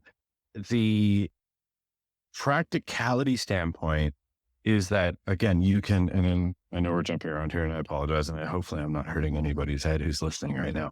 But you can go to Walmart, you can buy 2 handheld radios for $100, throw one in your glove box, put one in your cup holder, and communicate. It's a low barrier to entry. In Canada, they don't need to be licensed. In the United States, there is no test for a GMRS license. And if you stick to the FRS frequencies, you do not require a license at all in the United States. If you stay in that FRS frequency, which is they number the channels. And so the FRS channels, if I'm not mistaken, are 1 through 14 on your radio when you click through. And your FRS, so when you buy the radio, if it says FRS on the package, you're only getting half a watt. If you buy that radio and it says GMRS on the package, then you will get 2 watts, I believe, on the first 7 or 8 channels, half a watt on the balance of the channels to 14. And then your GMRS radio will run again. And I'm not fully understanding why they organized it like this, but hey, I don't work for the FCC. You can go back up to 2 watts on channels 15 through 22. And then when you are up in those GMRS frequencies from 15 and up, you are, if you are licensed in the United States, allowed to broadcast up to 50 watts on the GMRS exclusive frequencies.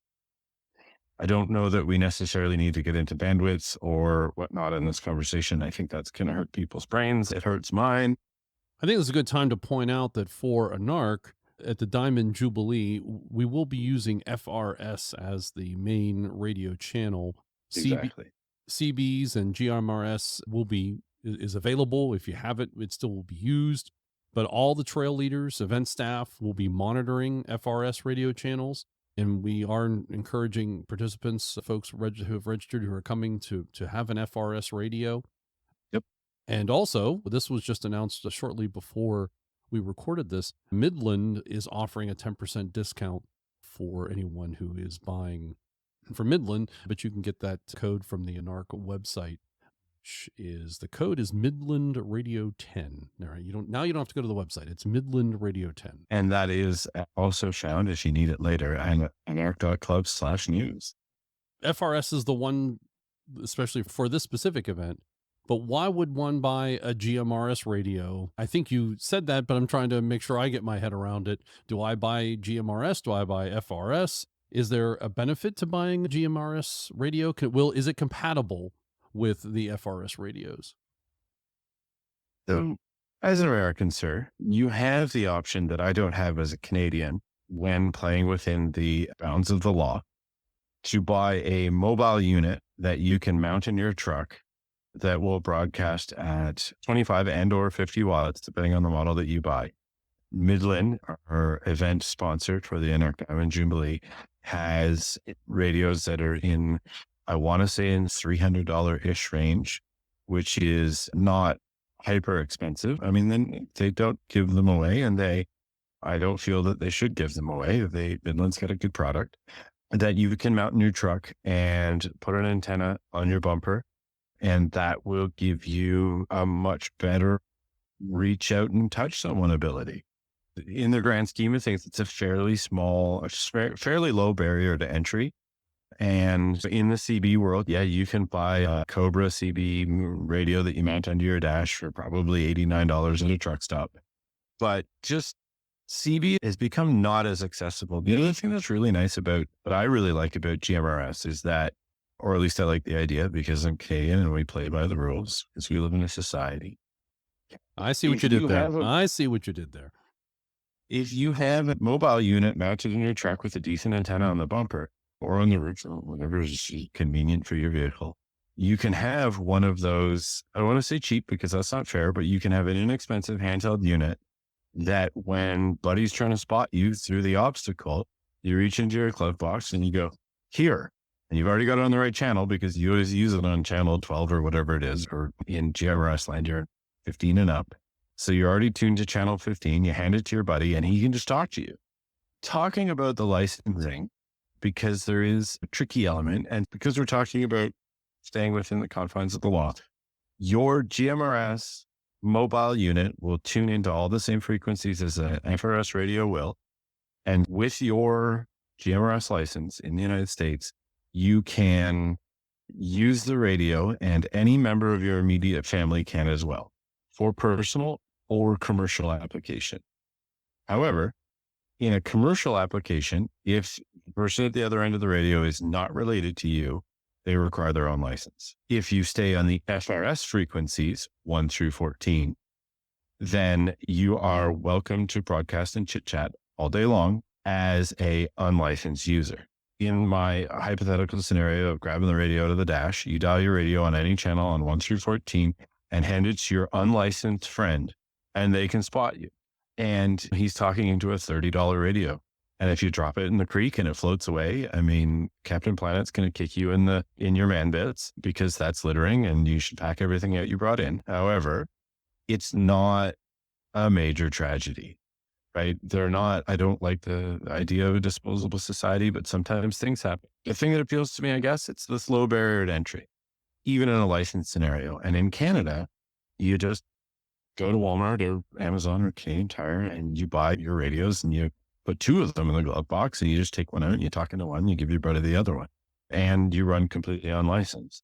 Unfortunately, and I don't know that there's any plan in Canada at the moment with Industry Canada to change this, we can't buy a license to use that 25 or 50 watt broadcast power, which is unfortunate because it would be very convenient. And if you read between the lines, you can probably figure your life out. We here at the Centresteer podcast, I think we advocate for staying within the confines of the law. We do. And also tread lightly. Yes, of course, as you should. Yes. Be respectful. So is it fair to say, I like Venn diagrams. Is it fair to say in the Venn diagram of radios that all GMRS radios can contact or listen to FRS radios, but That's not correct. all FRS radios can listen to a GMRS signal/radio? Also correct. Cool. And yeah, and that's why I mentioned when you look at the package or the description, if you're shopping online, there is a definite distinction between an FRS and a GMRS product. And essentially what you would see is it would be only FRS, or the product will be FRS/GMRS. I don't know of, and I mean, I'm happy to be wrong, I don't know of a GMRS product that doesn't dip down into the FRS frequencies. I've never seen one. For the way you've discussed it, seems like it's a natural, just it's there. Yeah, exactly. Well, Ryan, I appreciate this because I was waiting to talk to you because I need a radio for the Diamond Jubilee. I had a CB in my Defender, which is, by the way, that little box in the middle, that is a radio box in the center of your Heritage Defender. That's really what that is. Had the radio there. I wouldn't know. That's true. Yeah. My Discovery doesn't have one of those. Oh, actually you do. Discoveries do. They do have that box in the middle, except it's not as big as the Defenders are. I'm going to be going to ripping dash panels apart. But I do need a radio for the Diamond Jubilee, so this is good. I'm probably going to go look at getting myself a GMRS radio. Thanks for coming on the podcast and giving us the radio update. Yeah, thanks for having me. It's a topic that I think a lot of people get that's in their mind, but it's fuzzy, and they're like, well, what should I? And then at the last minute, you're like, I need something. So you go buy one of those FRSs and... You know. Yeah, you just click on Amazon and you find something that they'll deliver in the morning before you head out to the trail. And to put a pin into it, amateur radio, excellent service, more challenging to get licensed. GMRS and FRS, my position, and there will be people who disagree, and that's okay. It feels a lot more accessible in 2023. CB radio, nothing personal to those who love CB radio, but I think it's had its day. So if you are looking to buy a radio, consider using Midland and using that Midland Radio 10 discount. That Midland is a supporter of the NARC Diamond Jubilee. That is a very true story. We'll talk to you on the trail, John.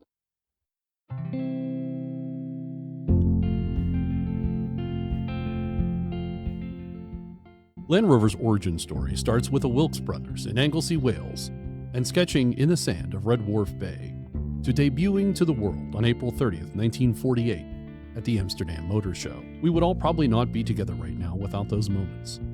What is your moment?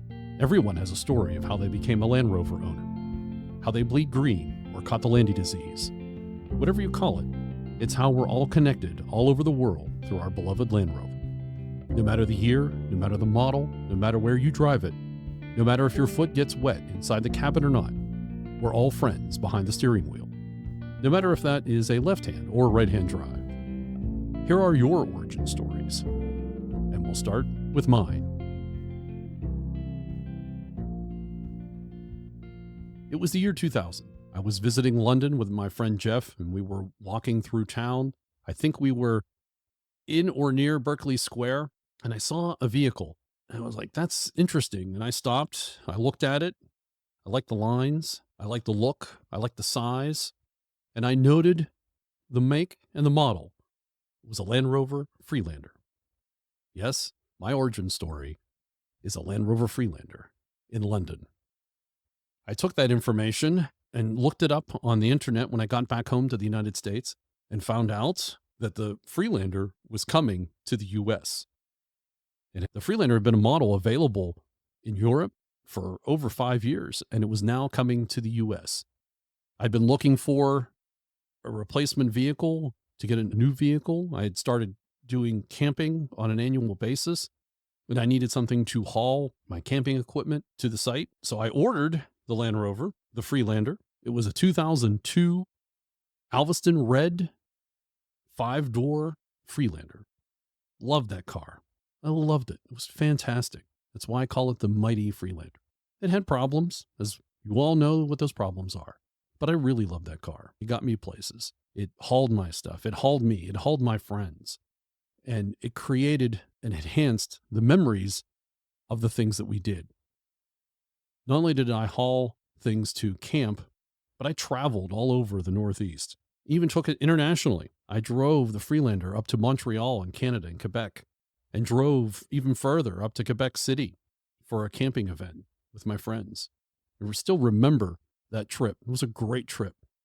The soundtrack that we played in the vehicle, the friends that I went with, the stories that come out of that event, they're all seared into my brain. The Land Rover Freelander was with that trip that is seared into my brain. Great trip. Fantastic stories. I'll tell one story here. It involves the Freelanders. We're traveling up to Quebec City, my friend, again, with my friend Jeff. And Jeff is always good with an idea. One of those ideas is when you're going to a location, whether you're camping, partying with your friends, take a case of beer. You don't want to get, as he says, you don't want to get caught short. We don't know what's going to be there. We don't know what kind of beer they're going to have or how much or enough. So let's bring a case of beer. That's one of his mottos. Don't want to get caught short. We arrive on Ile de l'Orient in the middle of the St. Lawrence Seaway, right outside of Quebec City. We stop for fuel and some food and provisions, and Jeff picks up the case of beer, throws it in the back of the Freelander. We drive a few more miles to get to the campsite at the end of the island, and we're unloading, taking out our camping equipment, taking out the food that we had gotten and the beer that we had. I picked up the beer, and I'm looking at the case of beer, and it says in French, free. And tell the story to this day. It's been 20 years. Jeff, why does it say free? Free, as you might imagine, meant it was alcohol-free beer. Jeff cannot live that story down. But I remember taking that case of beer that had free on it out of the back of the Freelander. And from owning the Freelander is what got me involved in the Land Rover community. I went to a dealer event in Pittsburgh. At the time, there were no Land Rover dealerships in the Pittsburgh area. They were all independent dealers. It was a thank you event for buying the vehicle. The Freelander was new to the United States, so they had invited folks to come see the Freelander, and it was a thank you for me for purchasing one. As I was leaving, a gentleman about my age said hi to me, and he said, "Oh, we go off-road. We take the vehicle places. Would you want to join us?" I was like, "Oh, I've never done that before. That sounds very interesting. Yeah, I'd like to." And his name is Scott Wickham. You might know him as Scooter. That was that moment that I had met Scott. I'd met Scooter. That I got involved in the Fort Pitt Land Rover Group, as we like to call it, FPLRG. From that moment that I saw the Freelander in London, most likely in Berkeley Square, that is a direct line to getting me involved in the Land Rover community and having the podcast. That is my origin story. Thank you to the Wilkes brothers for bringing Land Rover to the world. The way that I got bitten by the Land Rover bug started quite young for me with miniatures. My father is an avid and prolific collector of Matchbox cars, starting from a young age for him, and he has quite the collection at this point. And some of the early Matchbox vehicles, actually before they even became Matchbox, they were produced by Lesney in the UK. And some of the early models included a Series 1 Land Rover and a Series 2 109. And the 109 had really nice cargo rack on the top with a whole bunch of boxes and stuff. And they had the little plastic trailer hitch so you could hook up various trailers to them. And so when I was young, we used to set up a train set every winter and set up all these buildings on it and get out all the really old Matchbox cars, the early ones, and play with those. And obviously there were some really cool old Matchbox cars, like the old James Bond Aston Martin and stuff like that. But obviously the 109 was so cool. So I always loved playing with the 109. And one of the few corgis that he had was the Daktari corgi, striped. I think that was a 109 pickup, if I remember correctly. I don't think he had the lion that was supposed to lay on the hood anymore, on the bonnet. But yeah, it was just so much fun every year, getting out the collection, getting to play with all the early ones that we had to be careful with. And that was just so cool. And then, of course, the quality of the corgi as well. And, of course, probably around that time was when The Gods Must Be Crazy came out. And I distinctly remember my grandmother had actually rented it. We all gathered around her old CRT console television, popped in the VHS, and just laughed hysterically through Gods Must Be Crazy. And obviously that just sort of cinched it for me.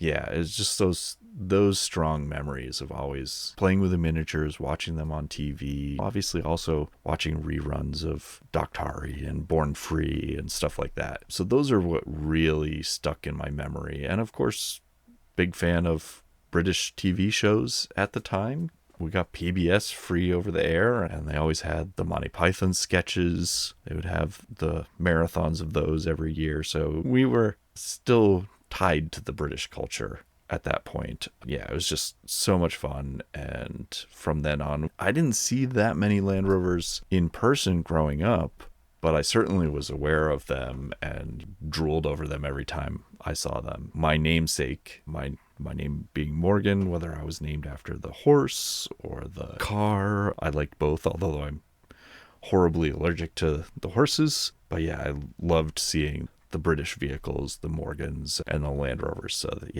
that stuck with me until I was able to get into Land Rovers later in life. I have two distinct memories early on, and I can't remember which one came first, but both involving television shows. And I remember the 109 really striking my fancy because it was large enough for Elsa the lion to stretch out and nap upon. The old show Born Free. And I remember seeing them just driving all around Africa in this 109 with this pet lion. But then the one that also really got my juices going was Mutual of Omaha's Wild Kingdom. And Marlon Perkins, when he's not hawking the insurance policies, he was out wandering the jungles with Jim Fowler at the wheel. And then occasionally he would get to the point where they would stop and he would shove Jim out to wrestle the whatever, and I'll stay up here in the truck while Jim gets out and wrestles that lion. Boy, she looks like a mean one. One false move and Jim could lose an arm. Which reminds me, Mutual Omaha has a great dismemberment policy that you should check out. I remember them, and I remember them being very interesting, and they're in these exotic locations, so they seemed very capable. I think the first one I really saw in person was in the Rocky Mountains. My brother had some land at the top of a mountain outside of Denver. And we used to go up there in the summers, and a bunch of friends came, and we had a 1951 Willys Jeep, which was horribly underpowered, but it had that gearing. So we would just flog it up the hill. And we were up there one time, and up comes a Series 2A 109. I remember seeing it after it got up there, and I'm looking at it, and again, it's my first time really getting up close, and I'm thinking, wow, this seems like far less substantial than I was expecting, but yet it was up there. So I knew it was capable. So that really got me thinking. And it wasn't until much later when I had the opportunity to be involved with them myself. And that was after I was really established as a Jag guy. And when I decided to make my shop a full-time thing, I needed to drive what I work on, but Jag didn't make trucks. So, okay, Land Rovers, here we go. Let's do it. How we got into Land Rovers? Well, the Coles Notes version, though I'm not sure what the American version is called, goes back to the 1980s, so very pre-internet. I knew there was a Land Rover club, but there was no way to find out anything about it. I was actually more involved with the Triumph Club, as the mini club had collapsed several years earlier. I was always interested in Land Rovers and British cars in general. I had a Mini for a time, one of several before the Ford Cortina, another British car. Seen them on Mutual of Omaha and Doc Terry, and they seemed like an interesting vehicle. I never did see one to ask about them, or the club, OVLR, but did look in the classifieds on the weekends for them and for minis. One day, I was with a university chum, Triumph TR8 owner, at one of his friends' places. We were discussing British cars in general and eventually turned to Land Rovers. The friend asked what a Land Rover was, so we described it to him. He said that he thought there might be one across the street in a garage, but had not moved for at least 15 years. So we walked across the street and peered in the garage windows, and there was to become the Big Green Beastie, a 1964 109 station wagon. My friend got the chap's number and I called. He was interested in selling it, so I bought it and started the rebuild process. My name's Eric Huertas. I'm at wandering_Lottie on Instagram, and this is my Land Rover story. When I was a kid, I was never really a car guy, I guess you could say.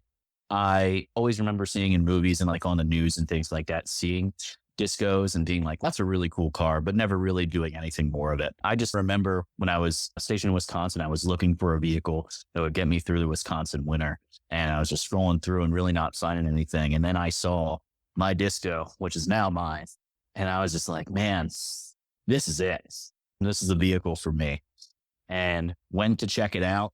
As soon as I looked at it, fell in love immediately. And there we go. Had this brand new 2008 LR3 in 2020. So not exactly super new. It just facilitated everything from there going on. I started off-roading, just trying to learn how to drive in deep snow and off-road on muddy ground in the Wisconsin winter, and just seeing what the Land Rover was capable of. Drive to the point where I'd get stuck, dig myself out, understand my ability, learn and understand the Land Rover ability. And that's what gave me the idea to do the Trans-America Trail in summer of 2021. So that was a good 86-day adventure of about 13,000 miles. And just every single day, besides my suspension failing, that wasn't a good time. But for the most part, it was pretty good. I just look back on that and it really kickstarted my writing and photography career. It all happened because of this Land Rover. Since then, I've done 2 more cross-country expeditions. I've done the Pacific Coastal Highway, starting in Port Townsend, Washington, down to San Diego, hooked on Route 66 from there, went all the way down to Key West, Florida and back. And then on the way back from that one, I did the Great River Road up the Mississippi River all the way to the headwaters in Minnesota, and then back across on old state routes and scenic byways back to Washington. And then hopefully I have my next big trip, maybe the Trans-Canada Highway here in a couple months. We'll see what's going on from there. I've completely camper converted my vehicle. I camp in it all the time. And my current plan is to live out of it during grad school, really going for it. Land Rover really gave me this whole other career and whole other life that I didn't know I was going to be into at the time. And it all just really happened with a Facebook Marketplace post. If you want to check out any progress I've done with my camper build or any of my travels, feel free to follow me on Instagram at wandering_Lottie. And I update everything right there. There is a link to my website and all my photography if y'all are interested in that too. Hi, my name is Greg, and I'm a Land Rover owner. It started simply enough, an episode of Wild Kingdom here and there, a local doctor in my hometown driving a series truck around town, a trip to St. Vincent Island in the Caribbean, where I rusted out 109, called my name to sit behind the wheel, the usual stuff. Jump ahead to December 2012. My 2 oldest boys and I actually rescued a 95 Disco from getting junked. So for $500 and a free tow to my house, we had a Rover for the boys to drive back and forth to college. And that's where I met Harold of Jag Speed. He helped tighten up the bodyworks with a pass inspection. We got it started. and we've been driving it since. So 80,000 miles later, it's been my daily driver and an adventure mobile for the kids and the family. My boys drove it for a bit, then they sold it back to me, and that's where it's been until now when it cracked the engine block and it's dead. But from those ashes, a phoenix shall rise. I talked to Harold a few years back and said, what are the chances of finding 109? Turns out he had one stashed in a trailer, but it was in parts. So for some services rendered, I am currently trading my work for all the parts, and he's helping me build up a sweet little rig called Lazarus because it's coming back to life. Having the disco convinced me, or at least fooled me, into thinking I can do this. I guess we're going to find out. Long live old rides. My name is Aubrey Taylor. I'm 40 years old, and I've been a Land Rover owner since August of 2016. A childhood friend of mine, Brian Jones, bought a 1995 NAS Defender in the 2005 timeframe while we were still in college. After school, we were living in different parts of North Carolina for several years, and in 2011, we were once again both living in Raleigh. I began asking him in 2013 to let me tag along to a Rover event, and in 2015, I finally attended the annual URE event held each October in URE National Forest, hosted by the Old North State Land Rover Society. That was my first exposure to so many different Rovers at one time, and from that moment forward, I was hooked.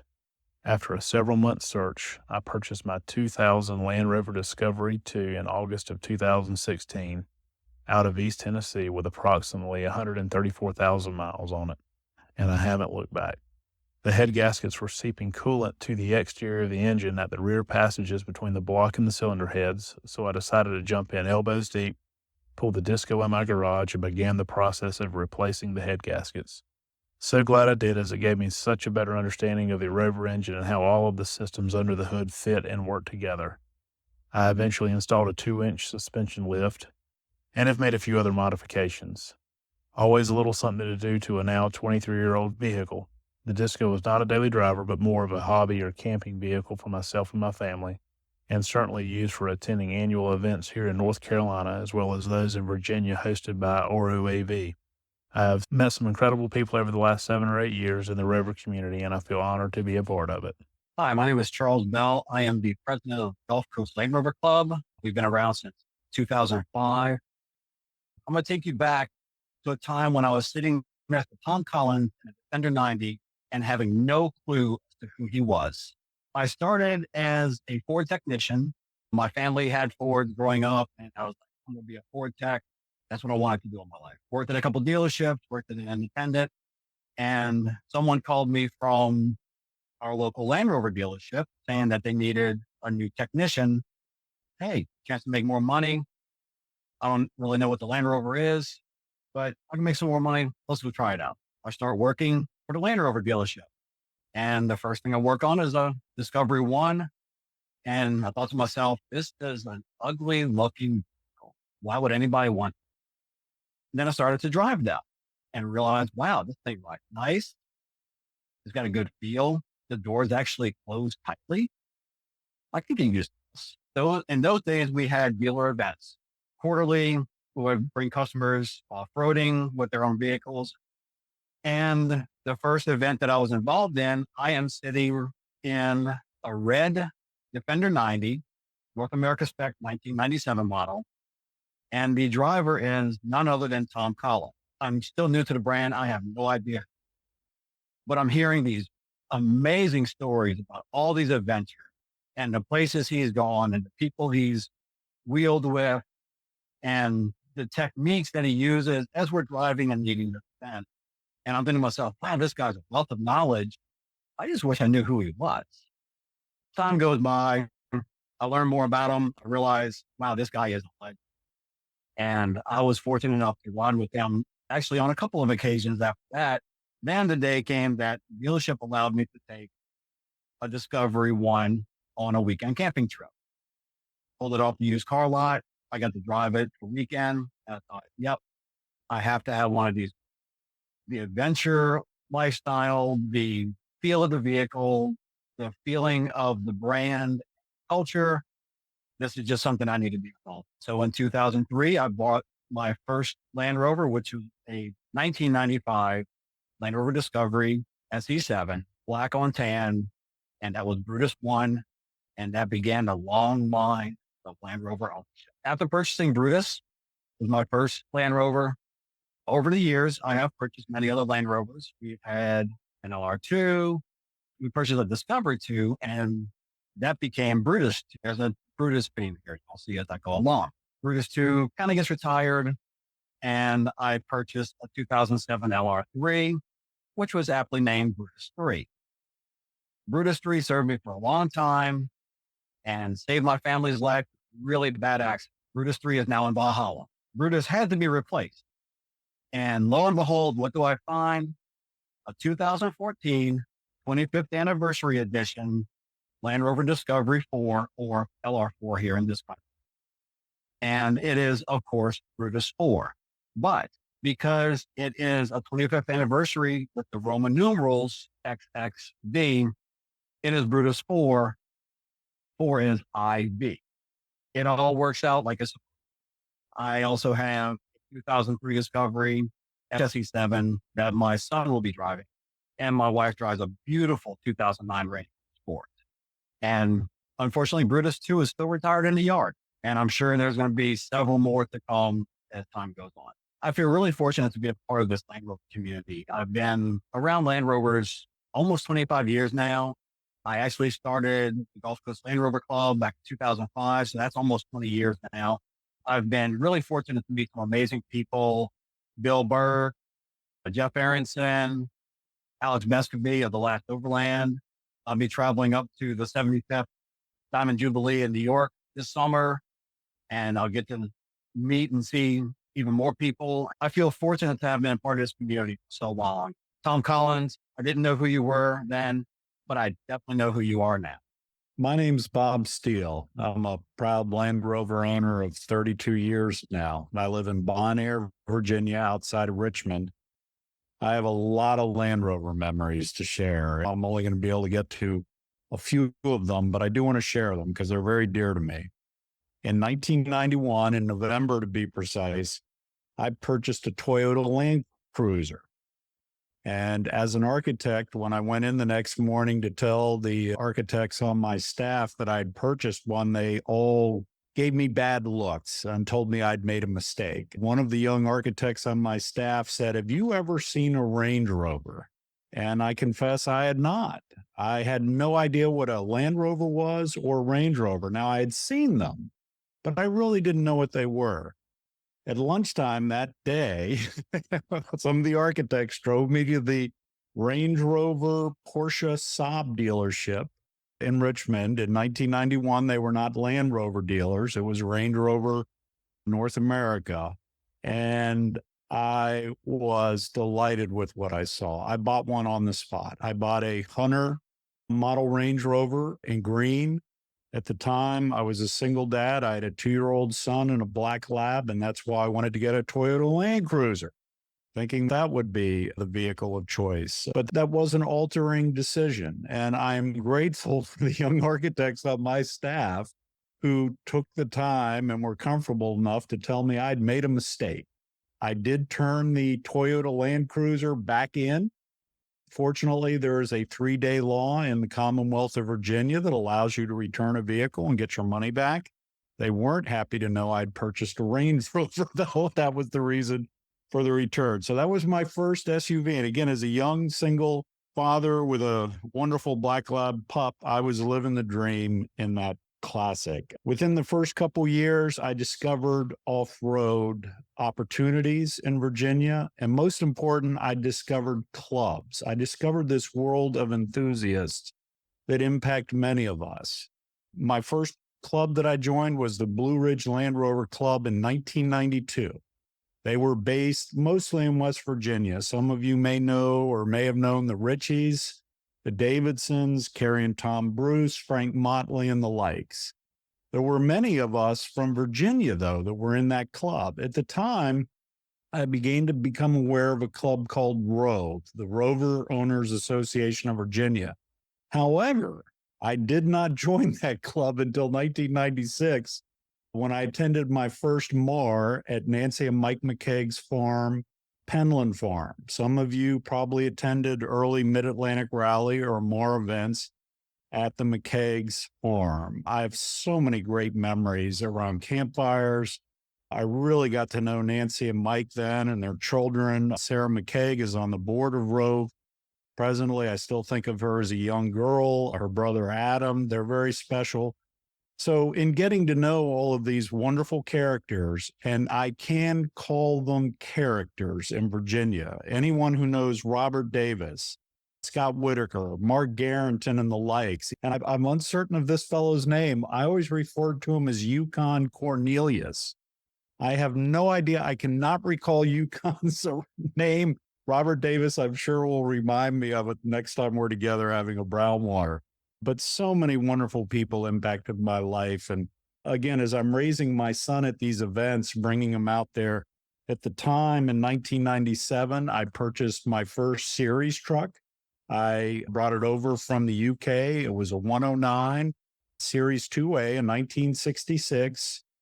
I owned that truck for 17 years. I loved it. It was perfect again for my young son and his buddies to crawl around in the back, our dog and everything else. I had wonderful memories of Shantytown once we moved out to Pearls Pond. I would be remiss if I didn't bring up 1998.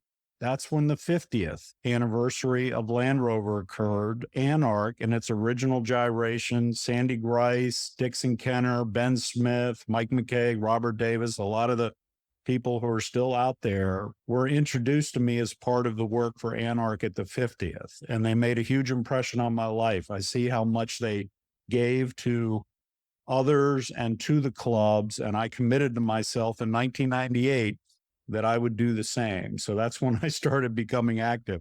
Though to be clear, Sandy Grice did convince me to work at the RTV and judge the competition. So Sandy doesn't delegate much. And those of Sandy know he would prefer to just do everything himself. He did twist my arm and get me to do some work at Greek Peak in 1998. In 1999, Rove moved more out to Pearls Pond, and that was huge in our Land Rover world for us clubbers, as my friend Bill Burke refers to us clubbers. And he says that affectionately, by the way. He doesn't say it in a negative way. When Bill refers to clubbers, he refers to people who really do this for one another, right? We're not overlanders. We're not out on our own. We're not just discovering or embarking on treks on our own or with one or two people. We really are involving a lot of people, a lot of enthusiasts. And that's the joy, I think, of these clubs, is you meet so many wonderful people and you make new friends along the way. So throughout the early 2000s, MAR grew into an event. Some of you have probably heard about these and you're probably skeptical. How could a little club in Virginia host an event called the Mid-Atlantic Rally and consistently have between 400 and 500 trucks and 800 and 900 people? And I confess it's because here in Virginia, I think there are a lot of people, a lot of wonderful people committed to this clubbers mentality, right? Bill Burke was there during those years. Everybody supports one another. Everybody jumps in and helps and volunteers. And these are important memories. Those who were at those events, we might have taken them for granted, right? When the world and the economy changed, what was it, probably 2008 or so, if I recall correctly, 2009, somewhere in that range, the world changed. The economy and the life of people driving clear across country from Mexico, from Costa Rica, from Canada to come to an event in Virginia kind of slowed down a bit. And I get it. But it made us all stop and realize how wonderful those years were when we had so many people getting together. If you've heard those stories, they're true. We used to have 500 vehicles at a rally, which is just crazy. Moving forward beyond the 2000s, which was an incredible time for growth in clubs. I've been involved with 10 clubs at some point. I've served on 4 boards of directors of different clubs. The 10 clubs I've been a member of at some point are down east, West Connecticut, Bay State, Croc, Old North State Land Rover Society, New Mexico, Sullyhole, Montana, Texas, and Roe. And now I'm on the board of directors of Anarch. And my hope is that Anarch can have a huge influence on all of the clubs out there. I've met so many wonderful people as I travel around the country. And whether it was just last month attending SCAR out in Texas, going up to Bruce Fowler's event, Winter Romp in Maine, joining all the wonderful people out in Colorado and the Solihull Society, even joining my close friend Peter Vollers for drinks at the Albuquerque Press Club, all under the guise of it being a New Mexico Land Rover event. These are wonderful memories. And I think as we all get to know one another, we realize how special these friendships are. And they're based upon our love of Land Rover. And I think that's where it all came to a head for me, is that here I thought I've been doing all this stuff in silence and nobody really knew what I was doing until the dealership here in Richmond made certain that I got the very first 2020 Land Rover Defender 110. And I made certain I put Land Rover in front of Defender. For those of you paying attention to the news, you know why I did that. But I was given and titled the first Land Rover Defender 110 on June 9th, 2020. Now, I waited 9 months and 1 day from the day that I ordered it. And we all know the pandemic hit and there was a lot going on then. But I really appreciate all the dealership did for me and making certain I got my truck. They made it very special also by presenting it to me, making sure I got the title and everything before anybody else at their dealership did, or anybody in Virginia Beach or up in Northern Virginia. So that meant a lot to me, that they valued all the years that I've contributed to our Land Rover community in Virginia. And I've driven that truck hard. I originally bought it to overland. I had the good fortune of spending a lot of time with David Short and Mike McKay in the Oxford Across America expedition back in 2020. When I purchased the vehicle, it was only 3 months later that I met David and Mike out in Utah and drove with them clear over to Oklahoma. Spent a couple weeks, I think it was 2.5 weeks with them, because Oxford doesn't get anywhere fast. So we took our time. Every day was a good day. We did have repairs along the way. We met a lot of really interesting people because clubs were coming out to meet us and drive with us. I just had a wonderful time doing that. But I discovered that my Defender could actually do some things that I wasn't prepared for it to be able to do. Driving through Moab and across probably a dozen peaks, whether it be in Telluride, Ouray, Creed, Great Sand Dunes, going up through Crested Butte. There's so many wonderful trails in Colorado. I really got to put my Land Rover Defender 110 through the paces. And I'm driving on stock tires with very little on the truck, right? Because it's only 3 months old. And I did Poughkeepsie Gulch. And for those of you who have done that stretch in Colorado, that's a big boy pants kind of terrain. And I have to confess, I didn't think my vehicle was going to do it, but it did it. So then I realized, wait a minute, now I can sell my Classic, some of the other vehicles I use, because I always have to have at least 6 to 8 Land Rovers in my driveway. But I sold them and realized this new Land Rover Defender had chops and it could do some things that I wasn't prepared for it to do. So I have tested it a lot. Many of you have known me, whether it be broken axles, airbags, shock absorbers, windshields. I've driven that vehicle hard and I enjoy it. And it brings me just as much comfort and joy as my first Land Rover. I've owned over 30, I think it might even be over 35 Land Rovers over the last 32 years. The Defender I drive today gives me just as much joy as the 1991 Range Rover Hunter that I purchased way back when I was a young man. I hope you'll make it to Greek Peak. I would love to sit around the campfire with all of you and have a brown water or a High Life and share some stories, and more important, hear your stories. Thank you for listening to mine. I wish everyone the best. Hey, I'm Ned Crystal. I'm up here in Alton, New Hampshire. I am a proud owner of 2 new model Defender 110s. One is a 2022 X Dynamic, aka the Stormtrooper, because it's white and black and it's all decked out, off-road capable. And then we have a second one, which is my wife's, which is Niagara Gray 2023.5 X Dynamic, which is, because we're Star Wars nerds, best car after the Mandalorian armor, because New Hampshire's the state of vanity plates and we couldn't get Mando or Mandalorian or versions of that. Absolutely freaking love the vehicle. We were so excited when the new Defender came out.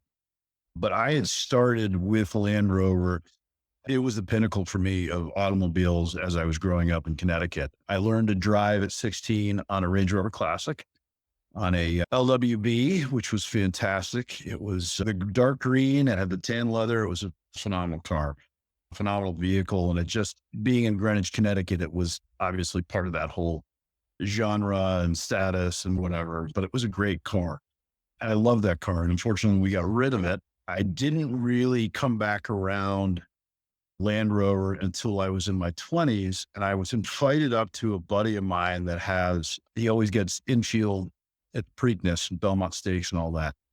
And so I flew up to their estate in Bedminster, New Jersey, and he picks me up at the airport in almost identical car, Range Rover Classic, to the one I grew up driving at 16. And it had the roof rails on the top, and it's just the big mud flaps on the back. And he picks me up in this, and I get out of the airport knowing that we're spending a weekend and we're going to be doing the Kentucky Derby of the East, if you will, for those that aren't familiar with it. I literally fell in love again. It had the same smell to it. It drove the exact same way. So we drive over to his estate, and we're going to be spending a weekend tooling around all these green lanes in this just quintessential, incredible classic Range Rover. Because at this point, it was a classic. It's early 2000s. I got to drive it again during that weekend and literally fell in love with it again. I'm like, all right. And at that time, I wasn't making enough money, but I was like, when I'm ready to hit the big time, my next big vehicle I'm going to do is going to be Land Rover, because I just absolutely love everything that this stands for. And the other thing is, I've always been an avid pheasant and grouse bird hunter, sporting clays, shoot a lot competitively, shoot a lot just in general for fun. And that marriage of true British estate lifestyle and this vehicle, I have, like, my wife gets mad at me all the time. I literally have probably every piece of traditional barber clothing that's been made, from the Beaufort jackets to you name it. I have all that crap, breeks, the whole deal. And I absolutely love that image, that lifestyle, that sort of linking between the two. And the Rover is the only vehicle to me that just hits it all. And in driving it that weekend in New Jersey, it has that ability to go through the mud and go off road. And then it had the ability to roll up to the country club in the same breath and not be out of place. And frankly, being so unique as it was, really stand out without a in your face, like some of the ritzy fancy Italians or other British SUV models, if you will. So I really fell in love with the brand again, having been away from it for so long. And then you fast forward to, we moved back to New Hampshire 4 years ago. The new Defender had come out. I always like to get a brand new model, a year of release, before I really start looking into it, because everybody has gremlins in their first year. And there were a few, from the windshields to other things. Just the look, the hints and the nods to all of the throwback to the classic Defenders and the history and their heritage being molded into this new aesthetic, this modern version that's still capable. And so we went out and we actually traded in a Porsche 911 and an Audi Q3 and bought a Land Rover 110. We got our first X Dynamic and we got it home and had nothing on it. It was white, black roof, black pack. And we're like, this thing is fantastic. And what I love about the vehicle is, being dog owners, we have 3 golden retrievers on our farm. There's not a stitch of carpet in it. Like, they took what was great about the old stuff, modernized it, but yet still gave you that full use. Yeah, you could literally hose this thing out. And for our lifestyle, with the amount of dog hair we get and the amount of mud and everything else that winds up in it from either 2-legged or 4-legged people, it just was like, oh my God, it's practical and it's cool and it's unique. I think for at least the first 6 to 8 months, we were the only new Defender up here in the Lakes region of New Hampshire at all. You'd see them on the weekends coming in with the Massachusetts place, their vacation homes. But we were the only full-time new Defender up here. And there's some beautiful classics up here, which I'm still very much, that's the next addition to the fleet we want, is we're going to go out And we'd love to get a classic 110 or a 90 from either the late 80s or early to mid 90s. That's the next vehicle we're going to have because we love what the brand stands for. And every time I get in this vehicle, and my wife is the same way, but every time we get in this vehicle, you really do have that feeling of this will take me on an adventure. This is going to give me an experience. And one of the things that it's so crazy to think that most people who don't get it will look at you and go, it's just a car. It's just a vehicle, gets you from point A to point B. Yeah. Okay, great. It's got 4-wheel drive. After having cancer as many times as I've had, which is 3, one of the things that I walked away with is you don't want things, you want experiences, you want memories. You want the ability to have life impact. And I swear by it, this vehicle adds to that in so many ways. It has literally given us the ability to have more fun being so outdoorsy that we are. It's one of the reasons we moved back to New Hampshire 4 years ago from Georgia, was that the mountains, 4 seasons, skiing, hiking, going to the lake, kayaking, experiencing new things, having so much that you can drive to from Maine and Acadia National Park, going over to Vermont and whatnot. I've never had a vehicle where I'm like, this, it's not even a thought. Like, it actually is the catalyst for us to do these things. We've had this 110 for a while, then we started doing the modifications because I can't leave anything alone. And I love the fact that the other thing that's great about this new vehicle, at least in the Defender line, is that you can make it into anything you want it to be. You can keep it completely amazing for just, it's going to be my go to Target and do the grocery shopping and go to the fancy restaurant. Perfect. Great car for that. Or if you're like me and you're like, yeah, I want to really test the limits in this vehicle, you can add and modify. So I've made it truly into off-road capable vehicle with a whole different bits and parts that have been modified and added on from some of the phenomenal companies that have worked with Land Rover to make plug and play accessories. And I love that they built a vehicle that's capable of being able to do that. It's not just, yeah, you're going to have to figure out how to fabricate this and hopefully it works. Land Rover thought through that, yeah, we're going to make a vehicle that has their component, as they say, modern luxury, that's fully off-road capable or extreme capable, but we're going to also make it so that you can add other things to it that'll make it do that. They put the air compressor in the back so that you can air up and air down seamlessly. They give you so many points of power, from the USB-Cs to having a power jack in the back that actually works. Like, we did a Christmas parade for our Land Rover club in the state of New Hampshire down in Portsmouth, and I ran all the lights off the jack in the back. Sounds silly, but it's fantastic. It's also great because you can run a fridge when you're camping. You can run a coffee pot in the morning when you're camping. It gives you the ability to not just have to completely bare bones it when you want to do any of these types of adventures. And that was a really amazing point for us to start to learn as we got used to having this car as part of our daily lives. We go to Destination Defender. We're going to camp all weekend. We take our oldest golden retriever with us. And at the time, my wife was really considering ordering a new Range Rover. Great vehicles, the brand new 23, gorgeous. I've driven them. They're lovely. They're incredible, supremely luxurious. We go to Destination Defender and they have their little off-road course, and it was open for 2 hours before it was so waterlogged that they had to close it. And we went through it. And as we came out of it, she just looked at me. She said, I don't think I want the big Range Rover anymore. I think I want one of these. And I was like, done. Literally got home to New Hampshire, called the dealership, and they had exactly what she wanted on lot. We bought it the next day, the day before Thanksgiving. And she's been super happy with it. So we 100% love that. It's like it's like the jack of all trades, if you will, or Jill of all trades in terms of a vehicle. You can do anything you ever want to do with it, and it looks just as comfortable in mud, in snow, in sand, in trees as it does shined up and sitting at the roundabout at the front of the country club. And I think that is the testament to honestly all of their design right now on all their models. And the other thing that's great about the Land Rover and the Defender for us is it inspired a couple of big pieces for us. It really did make an impact in our lives. And it's so funny to say it's a material vehicle. It's just a thing. I'm like, yeah, but it's not. It really is a lifestyle. It inspired me to find 4 other like-minded individuals last August. And we created the Defender Off-Road Club of New Hampshire, which is a full Land Rover club here in the state, which has members from as far south as Virginia and all through the entire New England states. And we did that because we felt like if we're going to be Land Rover owners, part of their heritage is how they have contributed to assistance in the world. If you look at what it's done for the UN as its primary vehicle in Africa and Asia, you name it, where you see these things, you see these things all across the world, carrying medical supplies to politicians, to government officials, to you name it. They're doing something actively in their communities. And so we created this club basically with a simple mission statement of, we love Land Rovers. We want to get out and about with like-minded people that love Land Rovers, but we have to make a commitment back to our community. So we did. And we've already supported and backed a local food pantry every Thanksgiving. We provide 100 turkeys for them. It's all donations that we raise. And they were at a time of need this year. So they ran out of turkeys. They weren't going to have enough to feed how many people they have to feed in our community. So we did that for them.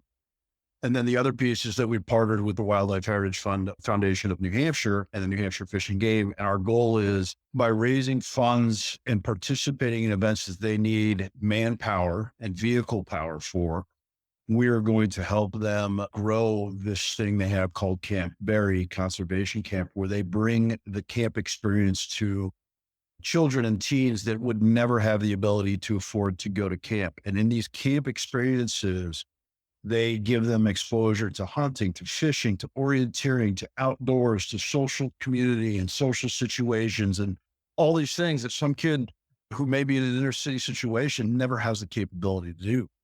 And so they asked us, as part of our partnership long-term with them, to support that. We said, absolutely. How cool would it be to have a couple of classic Land Rovers and some of the new models up there at camp, being part of that visual and showing these kids that with what they're doing and exposing them to all the stuff that really the true American dream, the sky is the limit for what you can do. And so that's one of the big impacts that Land Rover's had on me personally. The second is that I love the technology. I love where the vehicles come from. And I love the old ones without the technology, and how you've seen the evolution and the engineering and capabilities. When I competed in last year's Defender Trophy, which we did win day one, my partner and I, we didn't win the overall thing, overall 5 days, but we won the first day by a landslide, like 40 something points, if I recall correctly. While we're in the middle of the competition, I've done the Land Rover experience of Vermont so many times. The folks there asked me if I'd be interested in coming on staff as an instructor. And I just was like, you don't even have to ask me that twice. So then I started nagging them, and here I am literally going up this week for my second week of the instructor certification course. And then our club is doing a private event at the Experience Center to teach our members about off-roading and recovery and safe practices. And I get to be a part of that both as a member and as an instructor. That's what the brand has done. It is a vehicle that has impacted our life. And it is a brand with its heritage going back to 1948. And thinking about where it's come from, when you start seeing and reading and really diving into understanding, yes, it started somewhat as an agricultural vehicle, but more importantly, how to get around muddy terrain and green lanes and the UK, to then it became these amazing adventures of continent tours, whether it be Asia, Africa, and then as it went into being the workhorse, if you will, for the UN and other aid organizations and military vehicles that they created, and where it is now, where, yes, it has a phenomenal line of luxury vehicles, but we fell in love with the one model they have that kind of blends all of that together, at least in my mind. And so for us, coming into the 75th anniversary of Land Rover this year, it's pretty cool when you look out in your driveway and two of them, the his and hers, or the beast and the beauty, or beauty and the beast in your driveway. And you get to know that every time you get into it, you're excited to drive it, and you know that it's going to lead you to a new experience. Getting out into the driveway every day and opening up my 110 and getting into it reminds me of the day when I was 16 years old, when my dad gave me the keys and said, today is the first time you're driving this car.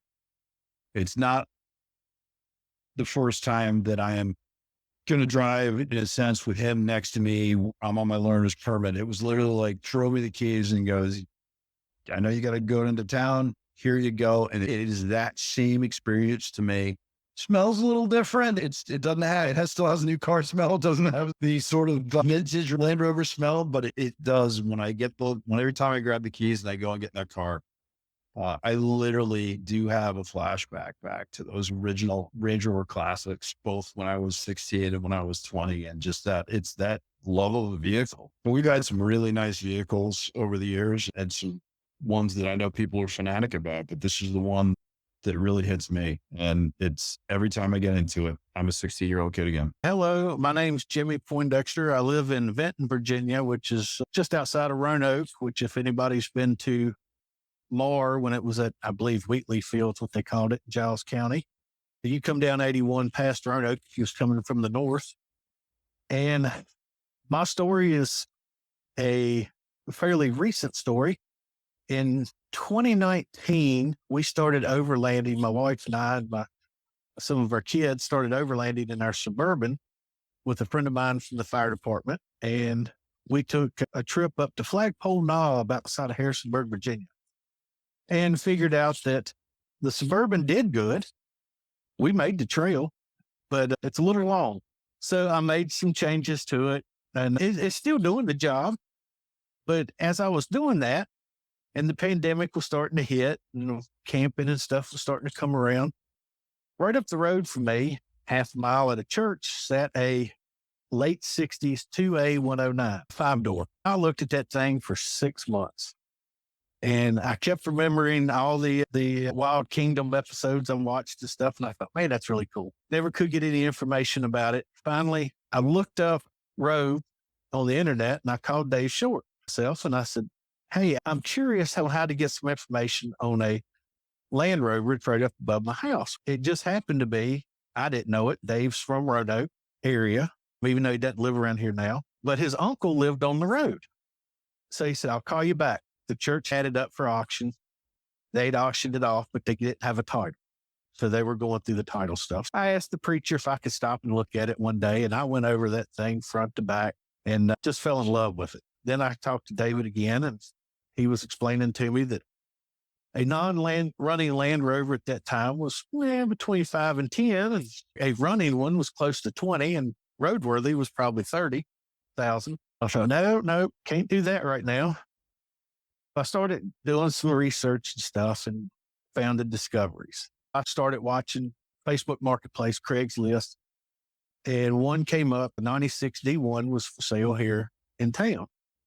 They wanted too much for it, at least more than I could afford. I put it out of my mind for a little while. And that was in October. In January, it shows back up in Greensboro for a price that was manageable. I called the fella and we talked, and I went down, picked it up. I drove it back. But on the way back, I noticed on 220 hitting the hills, it just wasn't wanting to pull. I brought it home, did the head work, went through the brakes, did everything to it to get it ready, put a 2-inch lift on it, took it to Raw, Winter Rovers at Wintergreen. I overheated just past the security shack going up the mountain, and it just wasn't wanting to pull. In between the time of buying this thing and talking to Dave Short, he put me on to Tyler Smith. So I talked to Tyler, which put me on to Charlie High, which is a Land Rover mechanic. So between those two fellows, those have been my go-to guys. So I got back from Wintergreen and I called Charlie and I said, what do you think is going on with this thing? He said, bring it over. Let's check compression. Compression was good, but he said, easiest thing to do is check your fuel injectors.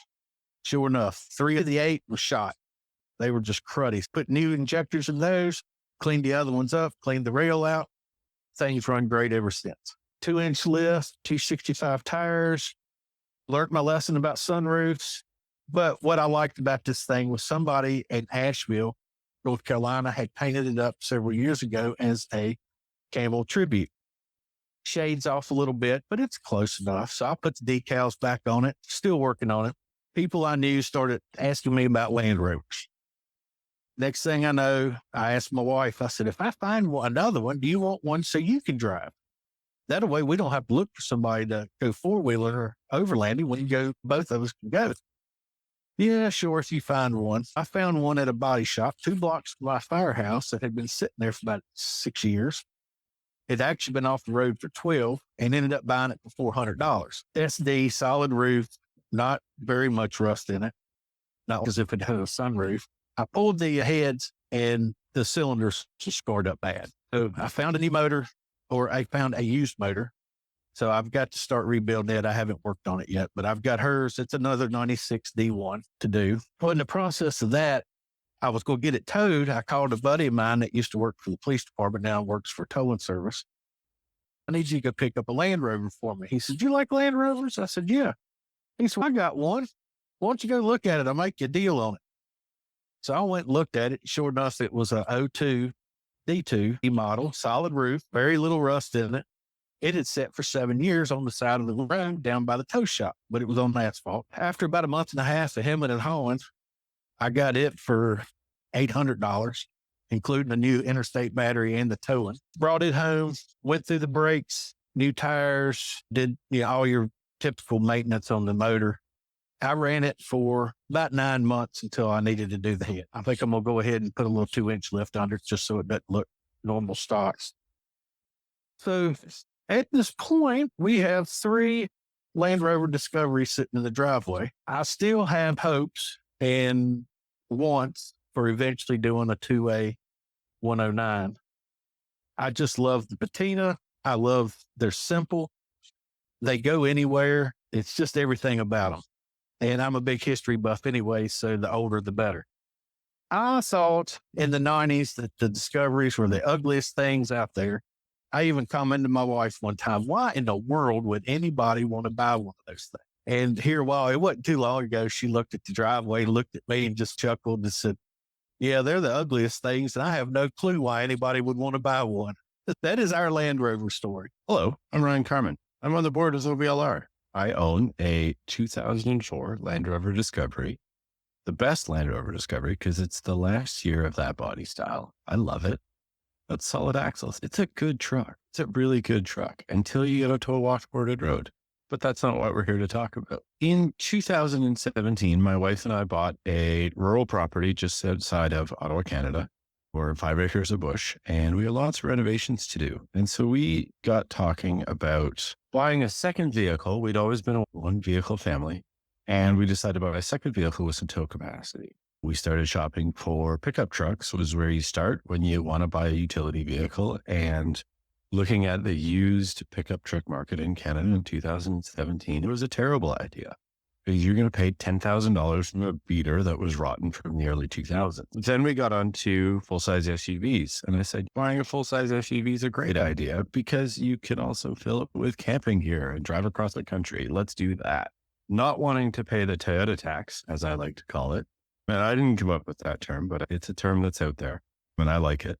We started shopping into other brands. We looked at Nissans. We looked at Mitsubishi, Montero, and then I circled around onto Land Rover and looking at used Land Rovers, got into it. And what came rushing back was teenage memories of growing up. Someone in our neighborhood owned a green Land Rover Discovery. I don't know if it was a Discovery 1 or a Discovery 2. It doesn't matter. But I remember as a young teenager seeing videos, magazine articles. There was no internet in those days, so we can't lean on that. Trophy and seeing Defenders and Discoveries. And I didn't even know what a Defender was or a Discovery was for that matter as a teenager. But I remember seeing them in mud to the top of the windows and thinking, that truck can go anywhere. I want one of those.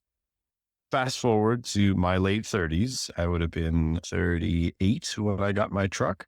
I bought myself a 2004 Epsom Green Land Rover Discovery.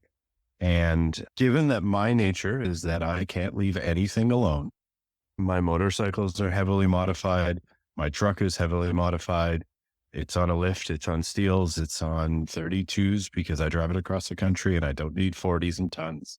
It is gone from being a tow rig, and it's still a tow rig, into a full fat, and it is a bit fat, full fat overland vehicle. There's a rooftop tent, and I know some people don't like them, but I love my rooftop tent.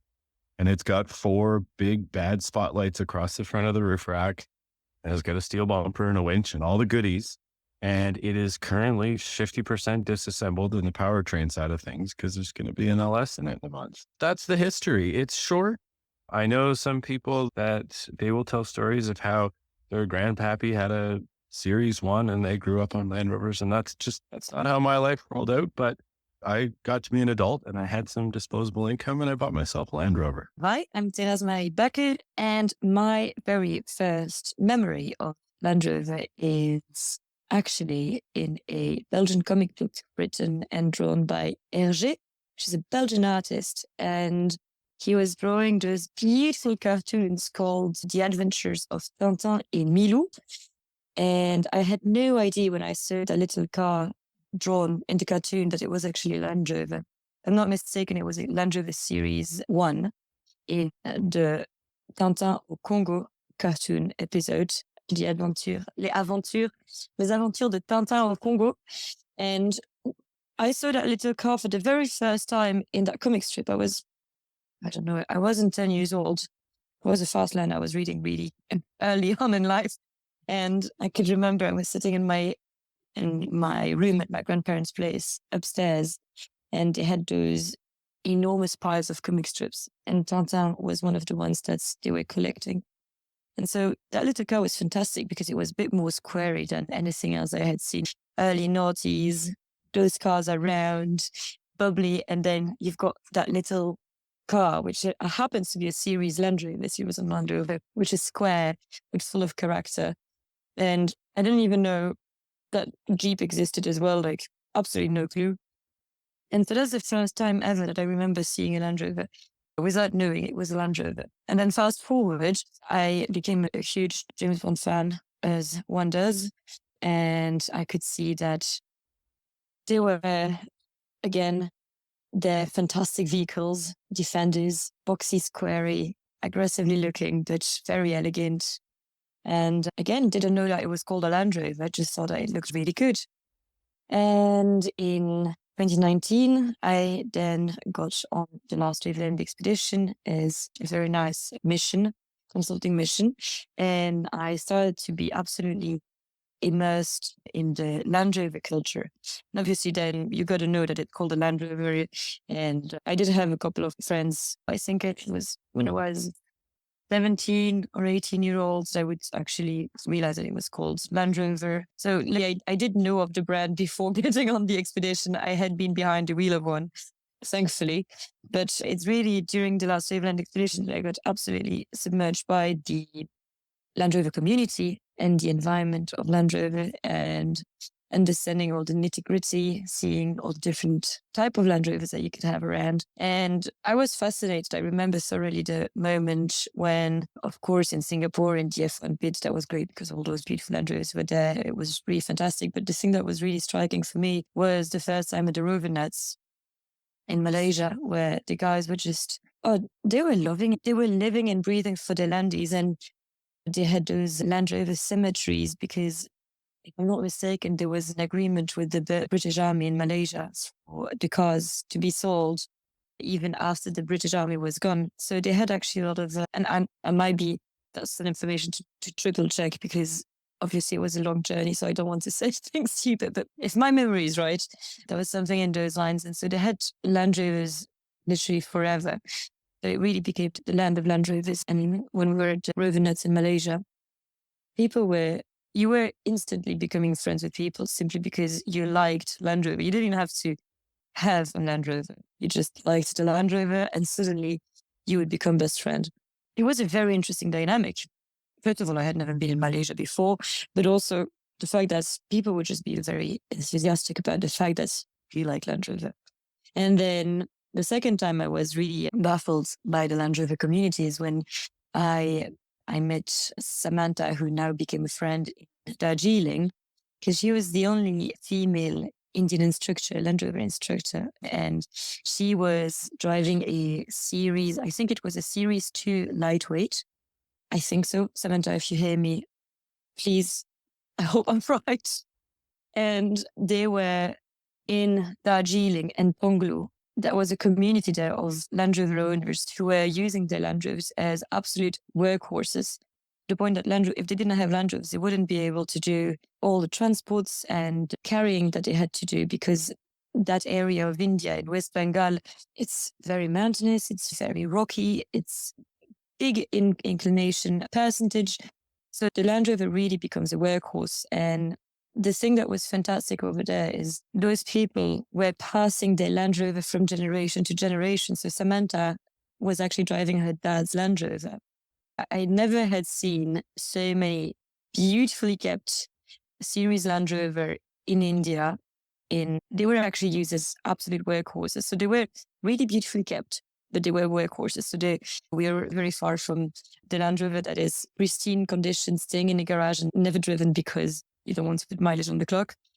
There, it was quite the opposite. They were in pristine condition and they had all sorts of very quirky little details. They had special pins on the front of the Land Rover. They had special number plates. They had special additions that would make them look better. They were working on their paint and canopies, always trying to find solutions, because obviously the availability in parts in India is totally different than the availability in parts in the UK, for example.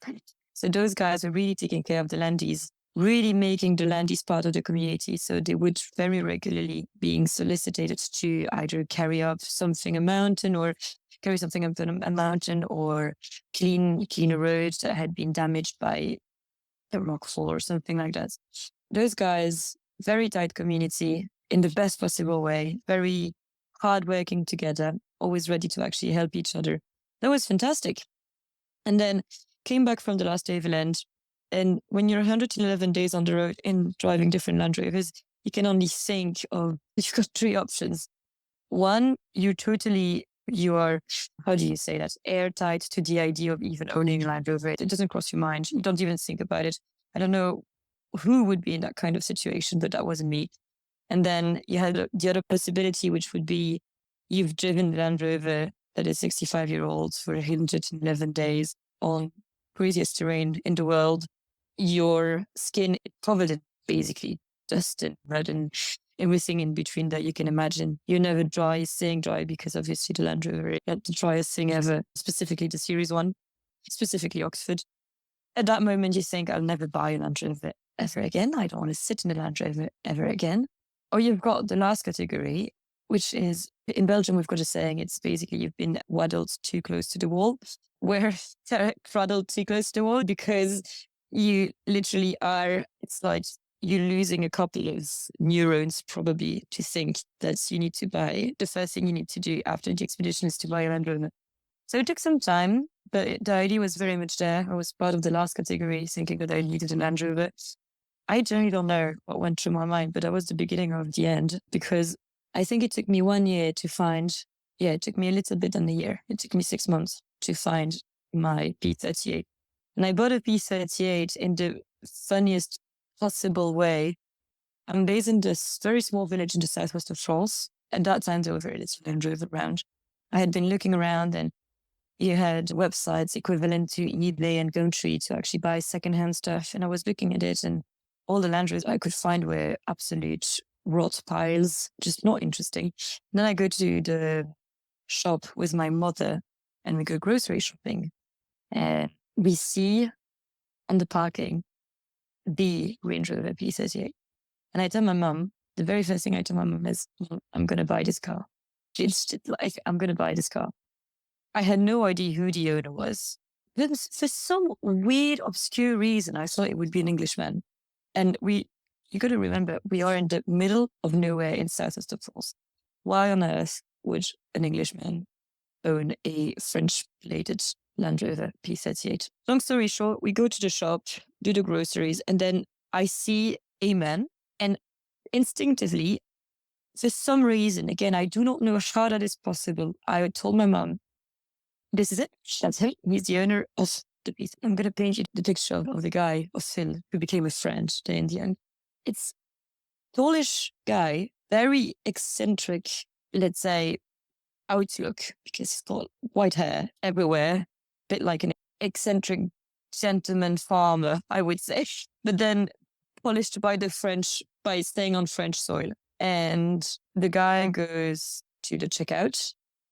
I see him leaving, so quick, we also get to the checkout, and we go to our car. He goes to his car.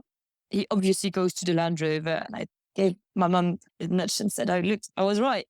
I have no clue, but an invisible force, the Land Rover gods, pushed me to Phil. And the first thing I say is that your car? Obviously, the guy has got a key in his hand and, it's already in the lock. Is that your car? And yes. And he says that in French. And then I'm like immediately switching to English, which is extremely rude. But he was English, so it was fine. And I asked Phil, would this car happen to be for sale? Because I'm buying it from you. That's terrible negotiation. You never ever say that to someone, right? You never say, is this up for sale?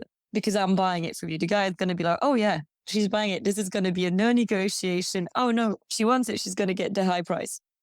And Phil, weirdly enough, says, yeah, I actually am selling. What are the odds? Very hot summer day in France. So I see the interior, quickly check the car. I had no idea how to buy a P38. Now I do know after having done a lot of things on it. But basically, I invited Phil and his lovely wife over for a brunch at my place. And I said, look, if you're curious about selling your car, I'm buying it. Please come have brunch at our place. And I'll try the car out. Tried the car out. Really loved it. Loved the P38 experience. It's a P38 from 2000 with a 2.5 diesel engine. It's the M51 by BMW. And the car I thought it was fantastic. I bought the car on the spot and Phil brought it to me. I think it was the next week or something like that. And then I had that car with original air suspension and it had the Nokia on the dashboard. You know that little Nokia phone, the brick had the original Nokia phone on the dashboard. And that's how I became owner of my P38. The P38 became my daily drive. The P38 was a daily driver. My friends were like, you have no idea what you're getting yourself into. We're like, oh, it's going to be fine. Again, Land Rover gods were with me because I did I think it was something like 15,000 kilometers with it before having my first problem. And was very impressive because she was only beeping every single time we put the key in the ignition for the P38. It's going to be like, teet, teet, teet, teet, is never-ending symphony. I went all the way to Poland. I went to the UK with it, went to Ireland, and then the problem started to happen. So first of all, it was my EAS block that started to fail. I had no idea what an EAS block was. I didn't even know what a block was. I didn't even know what pneumatic suspensions were. That was the first problem. So I thought, I'm just going to go to my local garage where I always go because I had been working with them for the last 4 years for my camper vans. It's going to be fine. It wasn't fun at all. I got invoiced about 300 quid for an oil change, an air filter change, and we couldn't fix the ES. And you're like, oh, come on.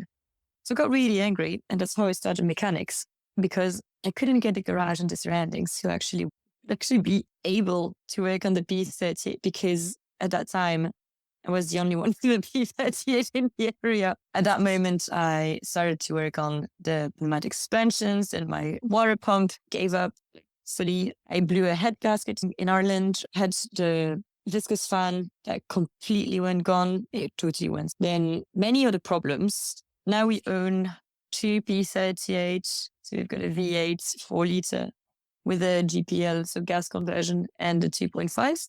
And then in the area, there's another guy who's got 2 P38 as well. So that means that we have 4 P38 amongst 2 people in an area when the circle is 150 or 200 kilometers. So there's literally no one. I even called the skip to get parts. And the guy was like, oh, you should have called us a year ago because we had 3 that we couldn't get rid of. So we just broke them. That is just really bad. So that's how I fell into the rabbit hole of buying parts, knowing what I was buying, or trying to understand what I was buying. And long story short, that P38, actually, I changed the injection pump after 1 year of hesitation, absolute stress and terror of reading forums where everyone was saying, this is going to be really hard. You'll never be able to do it. I was like, I can't really have someone to do it for me because there's no one who actually wants to put its hand in the bonnet. I successfully changed my injection pump. It took me 1 week instead of 10 hours or 5 hours, but it is successfully changed. So that is good. And in the Land Rover fleet, I also have the bulletproof Defender snatch fixin. So now we've got 2 P38 and 1 fixin. Obviously, I had to take a bizarre vehicle again because the Vixen is bulletproof. It was really incredibly hard to actually get the paperwork. I bought it when with the engine turning over, but the car didn't move. And I bought it a month before going on a humanitarian expedition with it. So I bought a non-moving car for a humanitarian expedition that I had bought and that I had organized.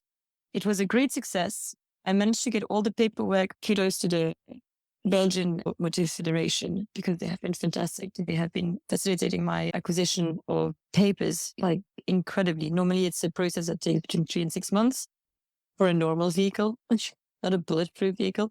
But mine actually made it. I had all the paperwork in a week and a half time. So it took a lot of driving between organizations and offices everywhere in Belgium. Not that Belgium is a very big country, because I think it's 350 kilometers from north to south. It's not really incredible, especially in the US, as you guys that's a walk in the park, isn't it? It's in Belgium, if you gotta go visit friends for an evening and your friends are living about 30 minutes away, you're like, oh my God, we sure want to do this. Yeah, it takes about 111 days of sitting in the world's most uncomfortable Land Rover to decide whether or not you want a Land Rover. Fast forward 3 years later to have your garden filled with 2 of the most problematic Land Rovers that you can imagine, which are the P38s and the bulletproof Defender. And the worst part is I'm actually looking at adding to the fleet. I guess you can just never have one, and 3 open bonnets is always better than 2, and 2 open bonnets is always better than 1. People often ask me, like, how did you get into Land Rovers? And I've always been a motorhead. Ever since I was a little kid, I was always into cars. I was always talking about cars, but I was mostly into like fast cars when I was younger. So Land Rovers would not have been the type of vehicle I would have been interested in if you had talked to me when I was like 16 or 18 or anything like that. But what kind of got me into Land Rovers was as an exchange student in Kenya. I studied in Nairobi, Kenya in 1989, and that was kind of the heyday of overlanding. Those were still the days when you could take a Land Rover or another vehicle and drive from like London or Munich, and you could actually go to Nairobi or Cape Town, and you could actually do it. It was reasonably safe to do, and it was a feasible thing to do. It was certainly a huge adventure, and it wasn't like clear cut, but likewise it was doable. In this day and age, I don't think you could really do it without seriously risking your life, and I don't even think you could do it just for logistics. But back in the late 80s, that was a heyday of overlanding. So I was in Nairobi studying, and I wasn't really into overlanding, and I wasn't into Land Rovers or off-roading. I was just studying there, but I'd see these Land Rovers coming through town with roof racks and jerry cans and all the stuff, and they're beat up, and they'd have British license plates on them or German license plates. And I'd always ask myself, like, how did they get there? What was this all about? And I used to hang out at a place called like the New Stanley Hotel, and they had the Thorn Tree Cafe. That might be familiar to people who have read Lonely Planet. That's what the Lonely Planet Thorn Tree is named after. And that was a place where overlanders used to coalesce, and people would be selling vehicles, buying vehicles, looking for people to travel with, all kind of stuff like that. And I'd hang out there and I'd see people coming in with these Land Rovers, and they were either trying to find new traveling partners, or they were selling a Land Rover, or they were trying to buy one. And it wasn't exclusive to Land Rovers, it was other overland vehicles. And I was a fly on the wall, and I'd watch these people, and I'd see people selling their vehicles especially. And I was always interested, like I was one of these pretend buyers, even though I wasn't in the market. And I'd notice like people selling Land Cruisers, they sold them like they were an appliance. They would be like, it's got low mileage, or it really did good, and we put a winch on it, and we did this, and they really liked their vehicles. But when I saw people selling their Land Rovers, it was more like selling a family pet. They'd be crying, and they'd be like, it was such a faithful vehicle. I don't think they always were talking about how reliable it was. But they definitely were talking about how much they liked it and how much it was a part of them. And that kind of rubbed off on me. And then I'd also hang out in a place called The Horseman. It was a restaurant and it was an expat place. And you'd see these guys pull up in their old beat up Land Rovers coming in from the bush to hang out at the restaurant. And there were always these long tales about how they did something in their Land Rover. And part of my studies was that I had the opportunity to be involved in a game count in the Masai Mara, which is like the northern part of the Serengeti.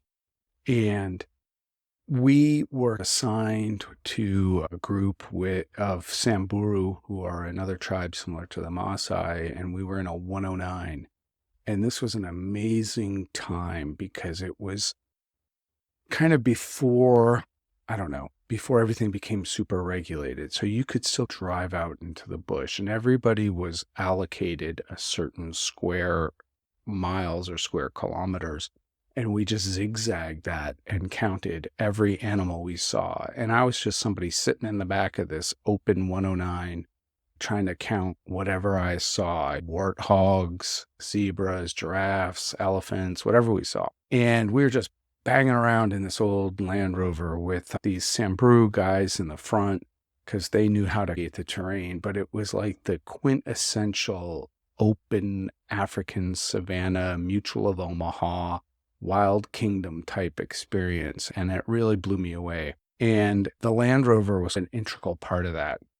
So I had Land Rovers like indelibly stamped in my mind with my experience in Kenya. And then after hanging out in these expat places and at the New Stanley Hotel and the Thorn Tree, I had it in my head that I am going to drive through Africa. I am going to go from Europe to at least Kenya and hopefully London to Cape Town.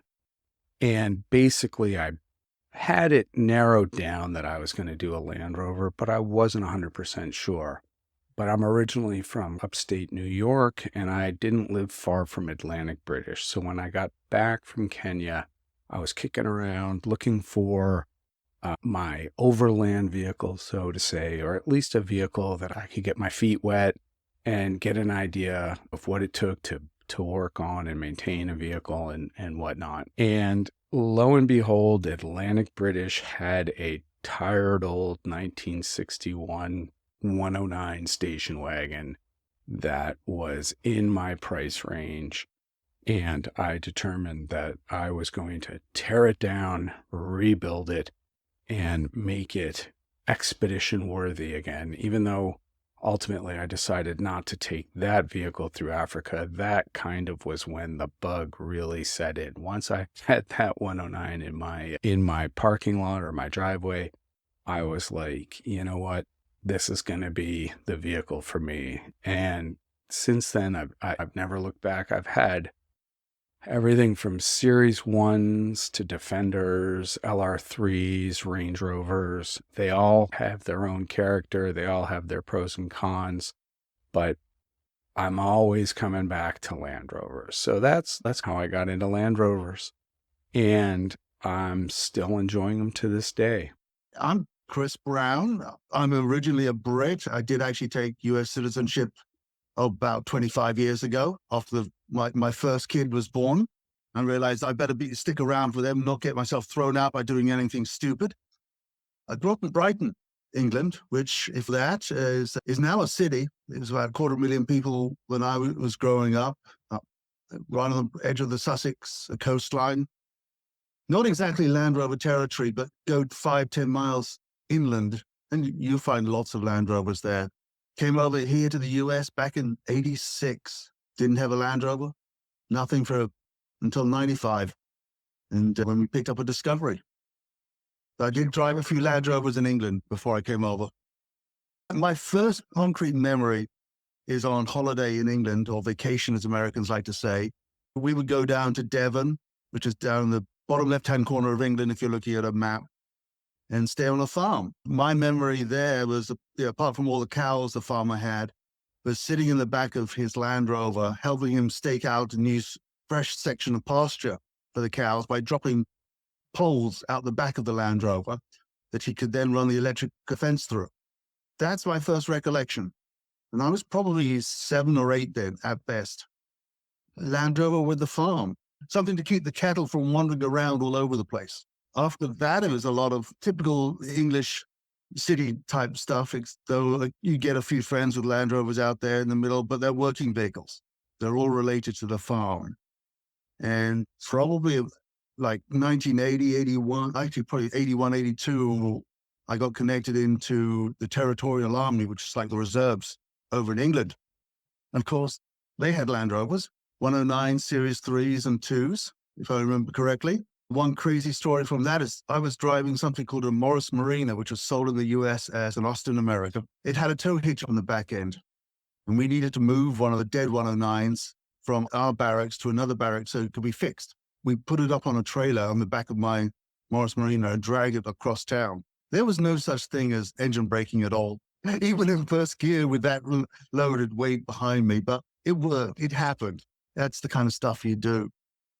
Deep memories there. I forget our regiment, but one distinctive feature of several of the Land Rovers in that regiment were the fact that it had matte red front wings, or fenders, as we call them here. And that's a sign of a vehicle that's authorized to carry explosives or is allowed to. Definitely many memories of going away for weekends with the regiment or our part of the regiment. We were a very new part of the regiment at that time. This was, I want to say, 81, 82, really the kind of Falklands kind of time frame. We were busy training most weekends, and more often than not, when things got really hectic, we trained every single night. When you're away for a weekend, you discover abilities you didn't know you had, like filling up the back of the Land Rover and then falling asleep in the back as you're heading back to the barracks, or pulling over while you're driving back to the barracks for a nap because you're so exhausted.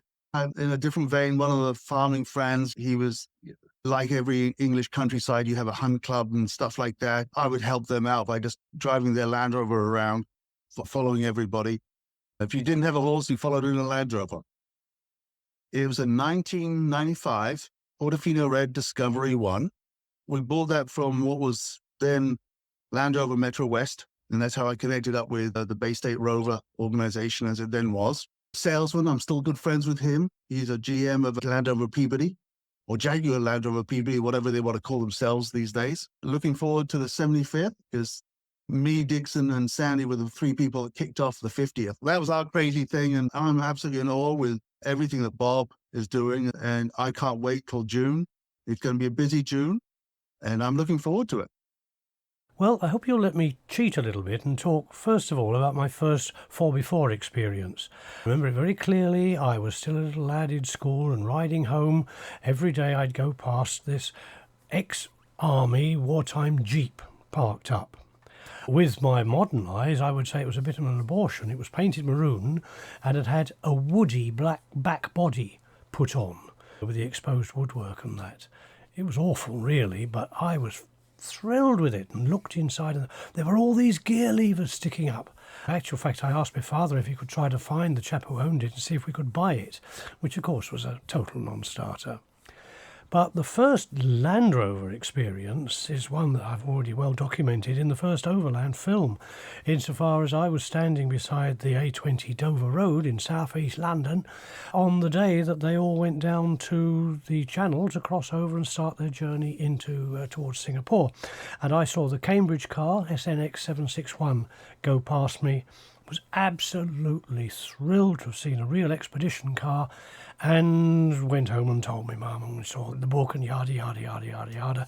And if it hadn't have been for that, a couple of minutes earlier or later, I wouldn't have seen that. And a lot of things that have happened in my life involving Land Rovers since wouldn't have happened either. But I will tell you one other tale, and that goes back to 1968 or 9, it would be. And I was working for the BBC in Belfast, and of course the Troubles were just starting to kick off.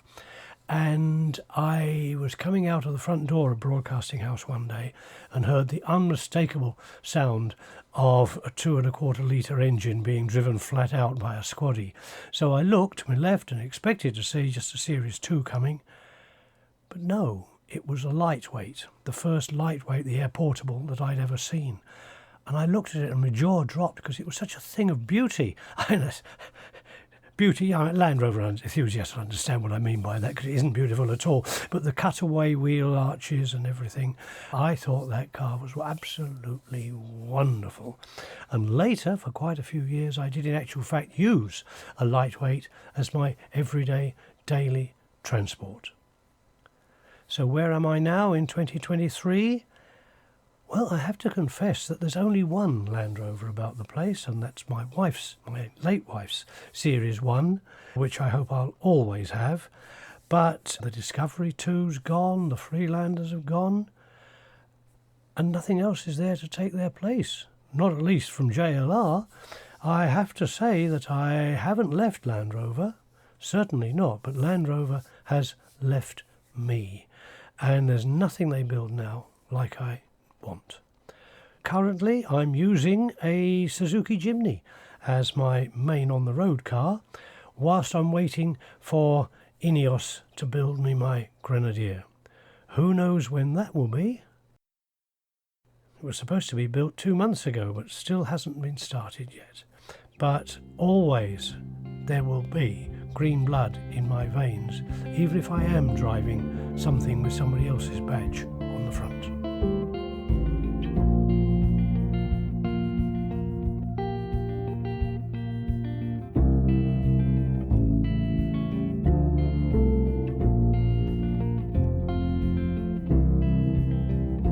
Thank you for listening, and I hope you enjoyed show number 121, Land Rover's 75th birthday celebration.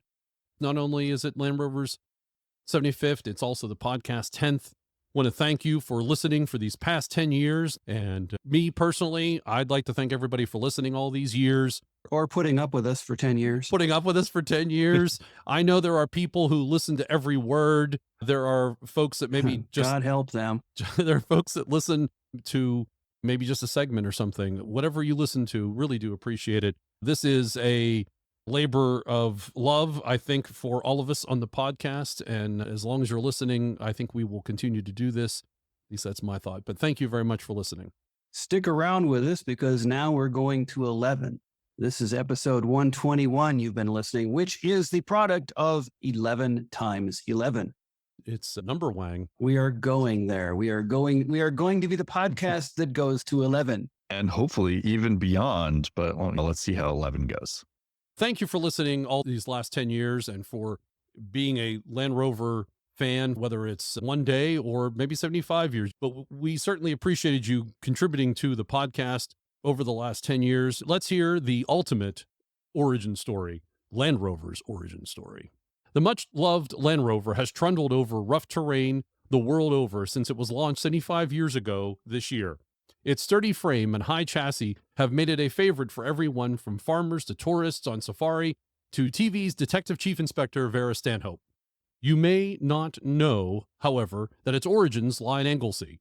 The Wilkes family hailed from the Midlands but had strong links with the island and owned 2 farms near Newborough. In 1947, Maurice Wilkes, whose farm was in Newborough, was engineering director for Rover. His brother Spence was Rover's managing director. And it is said that Maurice first drew an outline of the vehicle in the sand for his brother on a trip to Red Wharf Bay on the island to show him what he meant. As it was only a few years after the end of World War II, there was still a surplus of green aircraft cockpit paint. This may have explained the color chosen for this all-terrain vehicle, which was duly launched the following year in 1948 with an initial production run of 48 vehicles. Drivers then drove these 3 prototypes from London to the Amsterdam Motor Show that year for their first public showing. One was a young Ernie Bacon, son of Mr. Bacon, the then manager of Rover Company's London depot at Seagrove Road in Fulham. The rest is history, with the vehicle becoming among the most iconic automotive brands in the world. On this, Land Rover's 75th anniversary, have to thank the Wilkes brothers for starting Land Rover, for kicking it off and making it happen and staying with it and sending those prototypes down to the Amsterdam Motor Show on April 30th, 1948. This is the birthday of the Land Rover. Thank you very much to the Wilkes brothers. And you have to thank the United States Armed Forces, too, for leaving all of those surplus Jeeps over there to give inspiration to the Wilkes brothers. And I have to thank the writers and directors of The Gods Must Be Crazy for showing what Land Rover ownership is truly like and bringing a smile and a laugh in the process. Thank you for listening. We'd love to hear from you and what you're up to in your Land Rover. Until next time, I ask you to share the show with one other Land Rover enthusiast. On behalf of the entire crew here at the Centresteer podcast, I'd like to thank you all for listening to us for the past 10 years. We know you have a choice in your podcast content, and we do appreciate your choosing us. Please take a moment to look around you for any personal items you may have left behind, especially in the overhead bins. Remember that some items may have shifted during the show. Please watch your step when you're exiting, and you may now resume your important things.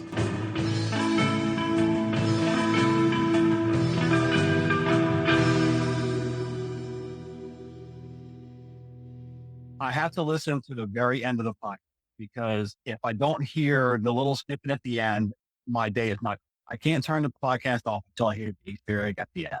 I like the other time when I got to chime in and just disrupt you. If you didn't have a horse, you followed in a Land Rover. It's a proof of life podcast to John's family to know that he's still alive. And as soon as the event's done, he'll be returned. Hot garbage. It's a number wang. That's a big boy pants kind of terrain. Let people have their party. Acknowledge the people who have made them a success for 75 years this month. Then next month, lower the boom.